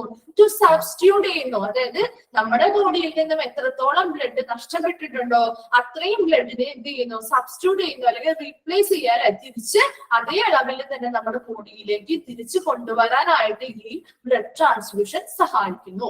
then എന്താണ് സർജറീസ് അല്ലെ, നമ്മുടെ എന്തെങ്കിലും ഓപ്പറേഷൻ തിയേറ്ററിൽ ഏതെങ്കിലും മേജർ സർജറീസോ കാര്യങ്ങളോ ഒക്കെ വരുമ്പോൾ അവിടെ എന്താ ബ്ലീഡിങ്ങുകളൊക്കെ ഉണ്ടാവാറുണ്ട് അല്ലെ. അപ്പൊ അങ്ങനെയുള്ള കണ്ടീഷൻസിലും നമുക്ക് ബ്ലഡ് ട്രാൻസ്ഫ്യൂഷൻ ആവശ്യമായിട്ട് വരാറുണ്ട്. അപ്പൊ സർജറീസിന്റെ കേസിലായിക്കോട്ടെ, അല്ലെങ്കിൽ സീരിയസ് ആയിട്ടുള്ള ആക്സിഡന്റ്സോ ഇഞ്ചുറീസിന്റെ കേസിലായിക്കോട്ടെ, ഒത്തിരി ബ്ലഡ് എന്ത് ചെയ്യുന്നു, ബ്ലീഡിങ് വഴി നമ്മുടെ ശരീരത്തിൽ നിന്ന് നഷ്ടപ്പെട്ടു പോകാറുണ്ട്. അപ്പൊ ആ നഷ്ടപ്പെട്ടു പോയ ആ ഒരു എമൗണ്ട് ഓഫ് ബ്ലഡിനെ നമുക്ക് തിരിച്ച് നമ്മുടെ ബോഡിയിലേക്ക് റീപ്ലേസ് ചെയ്യണമെങ്കിൽ ഈ ബ്ലഡ് ട്രാൻസ്ഫ്യൂഷൻ വഴിയാണ് ആ പ്രക്രിയ നടത്തുന്നത്. ഓക്കെ, രണ്ടാമത്തത് എന്താ, ഡൈജസ്റ്റീവ് ട്രാക്ട് ബ്ലീഡിങ്. അതായത് ദഹന നാളത്തിലുണ്ടാകുന്ന ബ്ലീഡിങ്ങുകൾ, നമ്മുടെ ഡൈജസ്റ്റീവ് സിസ്റ്റവുമായി ബന്ധപ്പെട്ട ഡൈജസ്റ്റീവ് ട്രാക്ടിന് അല്ലെ, ദഹന നാളമുണ്ട്, അതുമായി ബന്ധപ്പെട്ടുണ്ടാകുന്ന ബ്ലീഡിങ്ങുകൾ. ഇത് എപ്പോഴും എങ്ങനെയായിരിക്കും, ഇന്റേണൽ ബ്ലീഡിങ്സ് ആയിരിക്കും അല്ലെ. ഈ ഒരു എന്താണ് പാത്വേയിൽ എന്തെങ്കിലും ബ്ലീഡിങ്ങുകൾ ഉണ്ടാവുകയാണെങ്കിൽ അത് പുറമേ ഉള്ളതല്ലല്ലോ അല്ലെ, ഇന്റേണൽ ആയിട്ടുള്ള ബ്ലീഡിങ്ങുകളാണ് ഉണ്ടാവുന്നത്. അപ്പൊ ഇങ്ങനെയുള്ള ഇന്റേണൽ ബ്ലീഡിങ്ങുകളും എന്താണ്, ഒത്തിരി ബ്ലഡ് നഷ്ടമാവുകയില്ലേ നമ്മുടെ ബോഡിയിൽ നിന്ന്. അപ്പൊ ആ ഒരു കണ്ടീഷൻസിലും എങ്ങനെ ഇവിടെ ബ്ലഡ് ട്രാൻസ്ഫ്യൂഷൻസ് ആവശ്യമായിട്ട് വരാറുണ്ട്. എന്താ ലുക്കീമിയ. ലുക്കീമിയ എന്ന് പറഞ്ഞാൽ എന്താണ്, ബ്ലഡ് ക്യാൻസർ അല്ലെ, ബ്ലഡ് ക്യാൻസർ ആണ് ലുക്കീമിയ എന്ന് പറയുന്നത്. അപ്പൊ ഈ ബ്ലഡ് ക്യാൻസറിന് അതുപോലെ തന്നെ എന്താ, radiation therapies, chemotherapy or other cancer treatment, ആ രണ്ട് പോയിന്റ് നമുക്ക് ഒരുമിച്ച് ഒന്ന് പഠിക്കാം. അതായത് ഇപ്പൊ ലുക്കീമിയ എന്ന് പറഞ്ഞാൽ ബ്ലഡ് ക്യാൻസർ ഉള്ള രോഗികളാണ്. അതായത് അവരുടെ ശരീരത്തില് WBC സെൽസിന്റെ എണ്ണം എന്താണ്, ക്രമാതീതമായിട്ട് അനിയന്ത്രിതമായിട്ട് എന്താണ് വർദ്ധിച്ചു വരുന്ന ഒരു കണ്ടീഷനാണ് ലുക്കീമിയ കണ്ടീഷൻസ്. അതുപോലെ മറ്റ് ക്യാൻസർ പേഷ്യൻസ്, ക്യാൻസർ ഉള്ള പേഷ്യൻസിനൊക്കെ അവർക്ക് ഒത്തിരി ട്രീറ്റ്മെന്റുകൾ അതിന്റെ ഭാഗമായിട്ട് ഉണ്ടാവാറുണ്ട് അല്ലെ. അപ്പൊ അതില് റേഡിയേഷൻ തെറാപ്പികൾ നടത്താറുണ്ട്. നമുക്കറിയാം, നമ്മൾ ക്യാൻസർ പേഷ്യൻസിനെ ശ്രദ്ധിച്ചാൽ അവർക്ക് റേഡിയേഷൻ തെറാപ്പികൾ കൊടുക്കാറുണ്ട്, കീമോ തെറാപ്പികൾ കൊടുക്കാറുണ്ട്, അതെ റേഡിയേഷൻ ബേസ്ഡ് ആയിട്ടുള്ള തെറാപ്പികൾ കൊടുക്കാറുണ്ട്, കെമിക്കൽസ് അല്ലെങ്കിൽ ഡ്രഗ്സ് ഉപയോഗിച്ചിട്ടുള്ള കീമോ തെറാപ്പികൾ കൊടുക്കാറുള്ളത്. അപ്പൊ ഇങ്ങനെയുള്ള ട്രീറ്റ്മെന്റുകളൊക്കെ ചെയ്യുമ്പോൾ അവരുടെ ഇന്റേണൽ ഇതിന്റെ സൈഡ് എഫക്റ്റ് ആയിട്ട്, ഇങ്ങനെയുള്ള ട്രീറ്റ്മെന്റുകൾ കൊടുക്കുന്നതിന്റെ സൈഡ് എഫക്റ്റ് ആയിട്ട് അവർക്ക് ഇന്റേണൽ ആയിട്ടുള്ള ബ്ലീഡിങ്ങുകൾ ഉണ്ടാവാൻ സാധ്യതയുണ്ട്. അതൊന്നാമത്തെ കേസ്. അല്ലാത്തതെങ്കിൽ ഇവരുടെ ബോഡിയില് RBCയുടെയും WBCയുടെ ഒക്കെ അളവ് കുറയാനായിട്ടുള്ള ചാൻസ് ഉണ്ട്. അപ്പൊ ഇങ്ങനെയുള്ള കേസുകളിൽ ഈ WBC ഒക്കെ കുറഞ്ഞാൽ എന്ത് പറ്റും, ഇവൻ നമ്മുടെ രോഗപ്രതിരോധ ശേഷിക്ക് സഹായിക്കുന്ന സെല്ലല്ലേ WBCs എന്ന് പറയുന്നത്. അപ്പൊ ഇവയൊക്കെ നമ്മുടെ ബോഡിയിൽ ഇങ്ങനെയുള്ള പേഷ്യൻസിന്റെ ബോഡിയിൽ WBCയുടെ ഒക്കെ എണ്ണം കുറഞ്ഞു വരികയാണെങ്കിൽ അവിടെ എന്താണ്, നമുക്ക് പെട്ടെന്ന് ഇൻഫെക്ഷൻ ഉണ്ടാവാനുള്ള ചാൻസ് ഉണ്ട് അല്ലെ. അപ്പൊ അങ്ങനെയുള്ള കണ്ടീഷൻസ് ഒന്നും ഉണ്ടാവാതിരിക്കാൻ വേണ്ടിയിട്ടാണ് എന്താണ് ഇങ്ങനെ ഇന്റേണൽ ബ്ലീഡിംഗ് ഉണ്ടാവുകയാണെങ്കിലോ അല്ലെങ്കിൽ എന്താണ് RBCയുടെയോ WBCയുടെയോ എണ്ണമൊക്കെ നമ്മുടെ ഈ പേഷ്യൻസിന്റെ ബ്ലഡിൽ കുറയുകയാണെങ്കിലൊക്കെ അതൊക്കെ മെയിൻറ്റെയിൻ ചെയ്യാൻ വേണ്ടിയിട്ട് ഇവരെന്ത് ചെയ്യും, ഇതിന്റെ ട്രീറ്റ്മെന്റിനോട് ഭാഗമായിട്ട് അവരെന്ത് ചെയ്യും, ബ്ലഡ് ട്രാൻസ്ഫ്യൂഷൻസ് ആവശ്യമായിട്ട് വരുന്നുണ്ട്. അപ്പൊ അത് ഏത് കമ്പോണന്റ് ആണോ ആവശ്യമായിട്ട് വരുന്നത് അതിനനുസരിച്ച് അവിടെ ബ്ലഡ് ട്രാൻസ്ഫ്യൂഷൻസ് നടത്തുന്നുണ്ട്. എന്താ, lakh of healthy red blood cells അല്ലെ, നമ്മുടെ ശരീരത്തില് ആവശ്യമായിട്ടുള്ള ഹെൽത്തി ആയിട്ടുള്ള റെഡ് ബ്ലഡ് സെൽസ് അല്ലെങ്കിൽ RBCs ഇല്ലാതെ വരുമ്പോൾ അത് പ്രധാനമായിട്ടും അതിനൊരു എക്സാമ്പിൾ നമുക്ക് അനീമിയ പേഷ്യൻസിനൊക്കെ എടുക്കാം അല്ലെ. അനീമിയ എന്ന് പറഞ്ഞാൽ അവരുടെ ബോഡിയില് റെഡ് ബ്ലഡ് സെൽസിന്റെ ബ്ലഡില് റെഡ് ബ്ലഡ് സെൽസിന്റെ എണ്ണം കുറയുന്ന ഒരവസ്ഥയാണ് അനീമിയ എന്ന് പറയുന്നത്. അപ്പൊ അങ്ങനെ കുറയുന്ന ഒരവസ്ഥ വരുമ്പോൾ അനീമിക് ആവുന്നു. അപ്പൊ അവരുടെ ബോഡിയിൽ എന്താണ്, ഹെൽത്തി ആയിട്ടുള്ള RBC സെൽസ് ഇല്ല അല്ലെ, അവർക്ക് കുറവാണ്. അപ്പൊ എന്ത് ചെയ്യും, നമ്മുടെ ബ്ലഡ് ട്രാൻസ്ഫ്യൂഷൻ വഴി RBS എന്ന് പറയുന്ന ഒരു കമ്പോണന്റിനെ നമ്മൾ എന്ത് ചെയ്യും, റെഡ് ബ്ലഡിന്റെ കമ്പോണന്റിൽ നമ്മൾ ട്രാൻസ്ഫർ ചെയ്ത് കൊടുക്കുകയും ആവശ്യമായിട്ടുള്ള ഹെൽത്തി ആയിട്ടുള്ള RBCs അവർക്ക് കിട്ടുമ്പോൾ അവർ ആ ഒരു കണ്ടീഷനിൽ നിന്നും റിക്കവർ ചെയ്ത് മാറുകയും ചെയ്യും അല്ലെ. അപ്പൊ അങ്ങനെയുള്ള കേസാണ് lack of healthy red blood സെൽസിന്റെ കേസിൽ നമുക്ക് ഒരു അനീമിയ ഒരു എക്സാമ്പിൾ ആയിട്ട് എടുത്ത് നിങ്ങളൊന്ന് പഠിച്ചു വെക്കാം. റേഡിയേഷൻ തെറാപ്പീസിനെ പറ്റി നമ്മൾ പറഞ്ഞു. എന്താ, ലിവർ പ്രോബ്ലംസ്. ലിവർ പ്രോബ്ലംസ് എന്താ, കരളുമായി സംബന്ധമായിട്ടുള്ള അസുഖങ്ങള് പ്രധാനമായിട്ട് ഏതൊക്കെയാണ്, ഫാറ്റി ലിവർ ഡിസീസസ് നമ്മൾ കേട്ടിട്ടുണ്ട്. എന്താ, ജോണ്ടിസ് അല്ലെങ്കിൽ മഞ്ഞപ്പിത്തം അല്ലെ, മഞ്ഞപ്പിത്തം, fatty liver disease, liver cirrhosis, അങ്ങനെയൊക്കെയുള്ള ലിവറുമായി ബന്ധപ്പെട്ട ഒത്തിരി രോഗങ്ങളുണ്ട്. അപ്പൊ ഈ രോഗങ്ങളുടെ ഒക്കെ ട്രീറ്റ്മെന്റുകളുമായി ബന്ധപ്പെട്ട് ഇവിടെ എന്ത് വരാറുണ്ട്, ആവശ്യമായിട്ട് വരാറുണ്ട്, ബ്ലഡ് ട്രാൻസ്ഫ്യൂഷൻ ആവശ്യമായിട്ട് വരാറുണ്ട്. ഇപ്പൊ മഞ്ഞപ്പിത്തം അങ്ങനെ എന്തെങ്കിലും ഒക്കെ ലിവർ സിറോസിസ് ഒക്കെ കൂടി കഴിയുമ്പോൾ എന്താണ്, കരൾമാറ്റ ശസ്ത്രക്രിയകളൊക്കെ നടത്താറില്ലേ, അവയവ മാറ്റ ശസ്ത്രക്രിയകൾ. അപ്പൊ അങ്ങനെയുള്ള കേസുകളിലും ഒക്കെ സർജറീസ് ചെയ്യുന്ന കേസുകളിലും അവിടെ എന്താണ്, ബ്ലഡ് ട്രാൻസ്ഫ്യൂഷൻ ഒരു ഇമ്പോർട്ടന്റ് ആണ്. അപ്പൊ അവിടെ എന്താണ്, ഒത്തിരി ബ്ലഡ് നഷ്ടപ്പെടും. അപ്പൊ അതുമായി ബന്ധപ്പെട്ട് ബ്ലഡ് ട്രാൻസ്ഫ്യൂഷൻസ് ആവശ്യമായിട്ട് വരാറുണ്ട്. എന്താ ബ്ലഡ് ഡിസോർഡേഴ്സ് അല്ലെ, ബ്ലഡുമായി ബന്ധപ്പെട്ടുള്ള പ്രശ്നങ്ങൾ അല്ലെങ്കിൽ എന്തെങ്കിലും പ്രോബ്ലംസോ രോഗങ്ങളോ ഒക്കെ ഉണ്ടാവുകയാണെങ്കിൽ, അതായത് അനീമിയ നമുക്കൊരു എക്സാമ്പിൾ ആയിട്ട് പറയാം. അതുപോലെ തന്നെ ബ്ലഡുമായി ബന്ധപ്പെട്ട അസുഖം തന്നെ ഒരു ക്യാൻസർ ആണ്, ലുക്കീമിയ അത് പറയാം. പിന്നെ എന്താ പറയാ നമ്മള് സിക്കിൾ സെൽ അനീമിയ, ഹീമോഫീലിയ, പിന്നെ ബ്ലഡ് ക്ലോട്ടുകൾ ഉണ്ടാവുന്നത്, ഇതൊക്കെ ബ്ലഡുമായിട്ട് റിലേറ്റ് ചെയ്തിട്ടുള്ള പ്രോബ്ലംസ് അല്ലെങ്കിൽ ഡിസീസസ് ആണ്. അപ്പൊ ഇവയെല്ലാം ഇതിനൊരു എക്സാമ്പിൾ ഇപ്പൊ ഒരു ഹീമോഫീലി പേഷ്യൻസിനെ എടുത്ത് നോക്കി, നിങ്ങൾ ഹീമോഫീലിയ എന്ന് പറഞ്ഞാൽ ബ്ലഡ് കട്ടയാവാത്ത ഒരു അവസ്ഥയാണ് അല്ലെ. അപ്പൊ അങ്ങനെയുള്ള പേഷ്യൻസിന് അവരുടെ എന്തെങ്കിലും മുറിവുകളോ കാര്യങ്ങളോ ഒക്കെ ഉണ്ടാവുകയാണെങ്കിൽ എന്താണ്, അവരുടെ ബോഡിയിൽ ബ്ലഡ് ക്ലോട്ട് ആവുന്നില്ല, അതിങ്ങനെ ഫ്ലോ ആയിട്ട് പോയിക്കൊണ്ടിരിക്കുകയാണ്. അപ്പൊ പെട്ടെന്ന് ഇവരുടെ ബ്ലഡ് കട്ടയാവണമെങ്കിൽ അതിനനുസരിച്ചുള്ള ക്ലോട്ടിംഗ് ഫാക്ടേഴ്സ് അടങ്ങിയിട്ടുള്ള ബ്ലഡ് അവർക്ക് ശരീരത്തിലോട്ട് എത്തണം. അതിന് വേണ്ടിയിട്ട് എന്ത് ചെയ്യും, നമ്മുടെ ബ്ലഡ് ട്രാൻസ്ഫ്യൂഷൻ വഴി ആവശ്യമായിട്ടുള്ള ഏത് കമ്പോണന്റ് ആണോ ബ്ലഡ് ക്ലോട്ടിങ്ങിന് ആവശ്യമായിട്ടുള്ളത് അത് എത്തിച്ചു നൽകുന്നു. അപ്പൊ അതുവഴി എന്താ ആ ഒരു പേഷ്യന്റിനെ അവരുടെ ലൈഫിലേക്ക് നമുക്ക് എന്ത് ചെയ്യുന്ന റിക്കവർ ചെയ്ത് തിരിച്ചു കൊണ്ടുവരാനായിട്ട് പറ്റില്ലേ. അപ്പൊ അങ്ങനെയുള്ള ബ്ലഡ് ഡിസോർഡേഴ്സ് ആയിട്ടുള്ള പ്രോബ്ലംസിന് എല്ലാത്തിനെയും നമുക്ക് ട്രീറ്റ്മെന്റിന് ആവശ്യമായിട്ട് ബ്ലഡ് ട്രാൻസ്ഫ്യൂഷൻസ് ആവശ്യമായിട്ട് വരും. ഓക്കെ, അപ്പൊ ഇത്രയൊക്കെ വളരെ ഇമ്പോർട്ടന്റ് ആയിട്ടുള്ള കുറച്ച് സിറ്റുവേഷൻസ് ആണ് പറയുന്നത് കേട്ടോ. ഏതൊക്കെയാണ് പറഞ്ഞത്, അതായത് ഏതെങ്കിലും മേജർ ആക്സിഡന്റ്സോ അല്ലെങ്കിൽ എന്തെങ്കിലും വലിയ ഇഞ്ചുറീസോ കാര്യങ്ങളോ ആയിട്ട് വരുമ്പോഴോ അല്ലെങ്കിൽ വലിയ സർജറീസോ കാര്യങ്ങളോ ഒക്കെ ചെയ്യുമ്പോഴൊക്കെ നമ്മുടെ ബോഡിയിൽ നിന്ന് ഒത്തിരി ബ്ലഡ് നഷ്ടമായി വരാം. അപ്പൊ ആ ഒരു ബ്ലഡ് എത്രത്തോളം ബ്ലഡ് പോകുന്നുണ്ടോ അതിനെ സബ്സ്റ്റിറ്റ്യൂട്ട് ചെയ്യാൻ അല്ലെങ്കിൽ അതിനെ റീപ്ലേസ് ചെയ്യാൻ വേണ്ടി നമ്മുടെ ബ്ലഡ് ട്രാൻസ്ഫ്യൂഷൻ വഴി പോയ എമൗണ്ട് ഓഫ് ബ്ലഡ് നമ്മൾ എന്ത് ചെയ്യുന്നു, തിരിച്ച് ബ്ലഡ് ട്രാൻസ്ഫ്യൂഷൻ വഴി ബോഡിയിലേക്ക് കൊടുക്കുന്നു.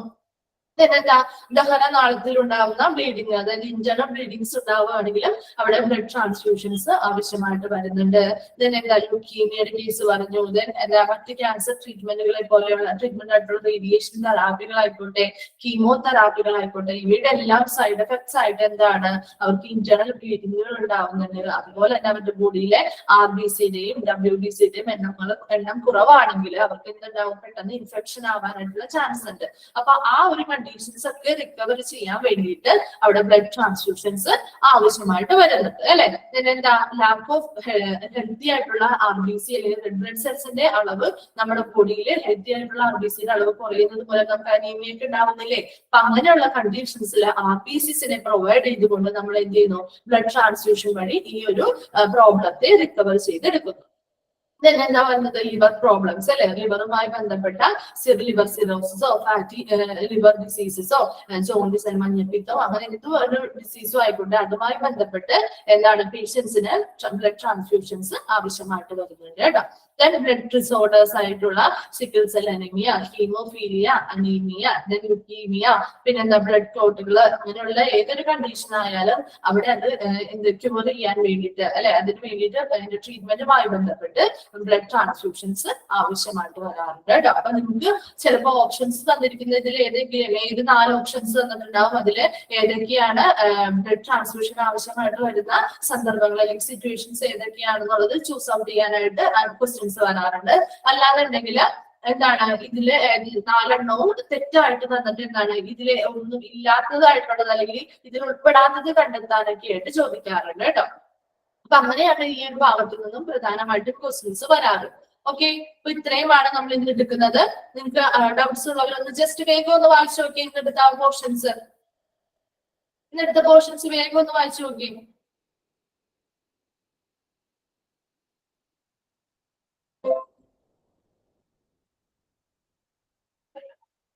ഓക്കെ, അപ്പൊ റേഡിയേഷൻ ആൻഡ് കീമോതെറാപ്പിയോ.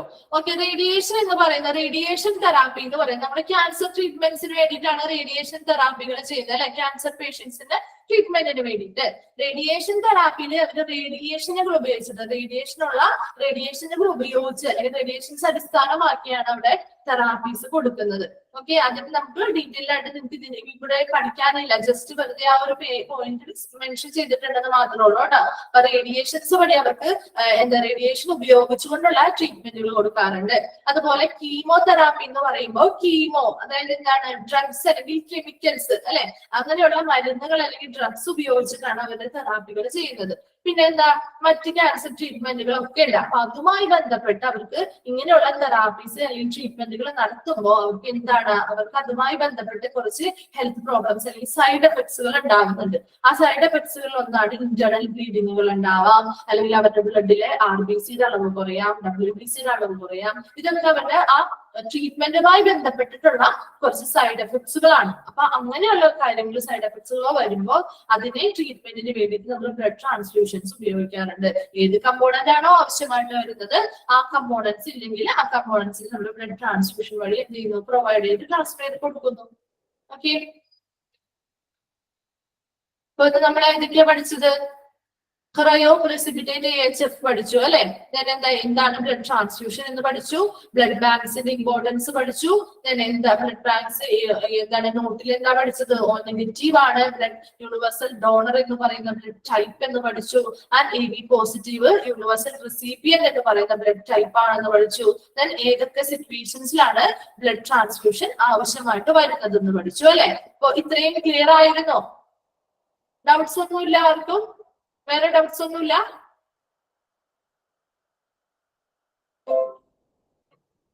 ആർക്കും ഡൗട്ട്സ് ഇല്ല? ക്ലിയർ ആയതുകൊണ്ടാണോ ഡൗട്ട്സ് ഇല്ല? ലുക്കീമിയ അനീമിയ ഒന്നാണ്. ലുക്കീമിയ അനീമിയ ഒന്നല്ല. ലുക്കീമിയ എന്ന് പറയുന്നത് എന്താ? ബ്ലഡ് ക്യാൻസർ ആണ്. ഓക്കെ, അനീമിയ എന്ന് പറയുന്നത് വിളർച്ച എന്നൊക്കെ നമ്മൾ മലയാളത്തിൽ പറയും. എന്താണ്? നമ്മുടെ ശരീരത്തില് ഇപ്പൊ അനീമിക് പേഷ്യൻസിൽ അവരുടെ റെഡ് ബ്ലഡ് സെൽസ് അല്ലെങ്കിൽ RBCയുടെ അളവ് അവരുടെ ബ്ലഡിൽ കുറവായിരിക്കും. അങ്ങനെ കുറയുന്ന ഒരു അവസ്ഥയാണ് അനീമിയ എന്ന് പറയുന്നത്, അല്ലെങ്കിൽ വിളർച്ച എന്ന് പറയുന്നത്. ഓക്കെ, അപ്പൊ അനീമിയയും ലുക്കീമിയയും ഒന്നല്ല കേട്ടോ. അനീമിയ എന്ന് പറയുന്നത് എന്താണ്? അവരുടെ ബ്ലഡിലുള്ള RBC സെൽസിലെ റെഡ് ബ്ലഡ് സെൽസിന്റെ അളവ് കുറവായിരിക്കും. ഓക്കെ, അപ്പോ അവർക്ക് എന്താണ്, ഹെൽത്തി ആയിട്ടുള്ള RBCs നമ്മൾ ബ്ലഡ് ട്രാൻസ്ഫ്യൂഷൻ വഴി കൊടുത്തു കഴിഞ്ഞാൽ അവരുടെ ആ ഒരു കണ്ടീഷൻ ക്ലിയർ ആയി, അവർ ആ ഒരു അനീമിയ എന്ന് പറയുന്ന ഒരു കണ്ടീഷനിൽ നിന്നും എന്ത് ചെയ്യുന്നു, റിക്കവർ ആയി പോകുന്നു. ദെൻ ലുക്കീമിയ എന്ന് പറയുന്നത് എന്താണ്? ബ്ലഡ് ക്യാൻസർ ആണ്. അത് ബ്ലഡുമായിട്ട് റിലേറ്റ് ചെയ്ത് വരുന്ന ഒരു ക്യാൻസർ ആണ് ലുക്കീമിയ എന്ന് പറയുന്നത്. അപ്പൊ അവരുടെ എന്താണ്, ബ്ലഡ് സെൽസിൽ ആണ് അവിടെ എന്താ ക്യാൻസർ ഉണ്ടാവുന്നത്. WBC സെൽസ് ആണ് അവിടെ എന്ത് ചെയ്യുന്നു, ഉയർന്ന അളവിൽ എന്ത് ചെയ്യുന്നു, അതിന്റെ എണ്ണം വർദ്ധിക്കുന്നു. ക്രമാതീതമായിട്ട് അതിന്റെ എണ്ണം വർദ്ധിക്കുന്ന ഒരു അവസ്ഥയാണ് ലുക്കീമിയ എന്ന് പറയുന്നത് കേട്ടോ. ബ്ലഡ് ക്യാൻസർ എന്ന് പറയുന്ന ഒരു രോഗാവസ്ഥ. ഓക്കെ, അവിടെ അതിന്റെ ഭാഗമായിട്ട് നമുക്ക് ബ്ലഡ് ട്രാൻസ്ഫ്യൂഷൻസ് ആവശ്യമായിട്ട് വരുന്നുണ്ട്. ക്ലിയർ ആയോ? രണ്ടും ഒന്നാണെന്ന് വിചാരിക്കരുത് കേട്ടോ. ഓക്കെ, വേറെ ഡൗട്ട്സ് എന്തെങ്കിലും ഉണ്ടോ?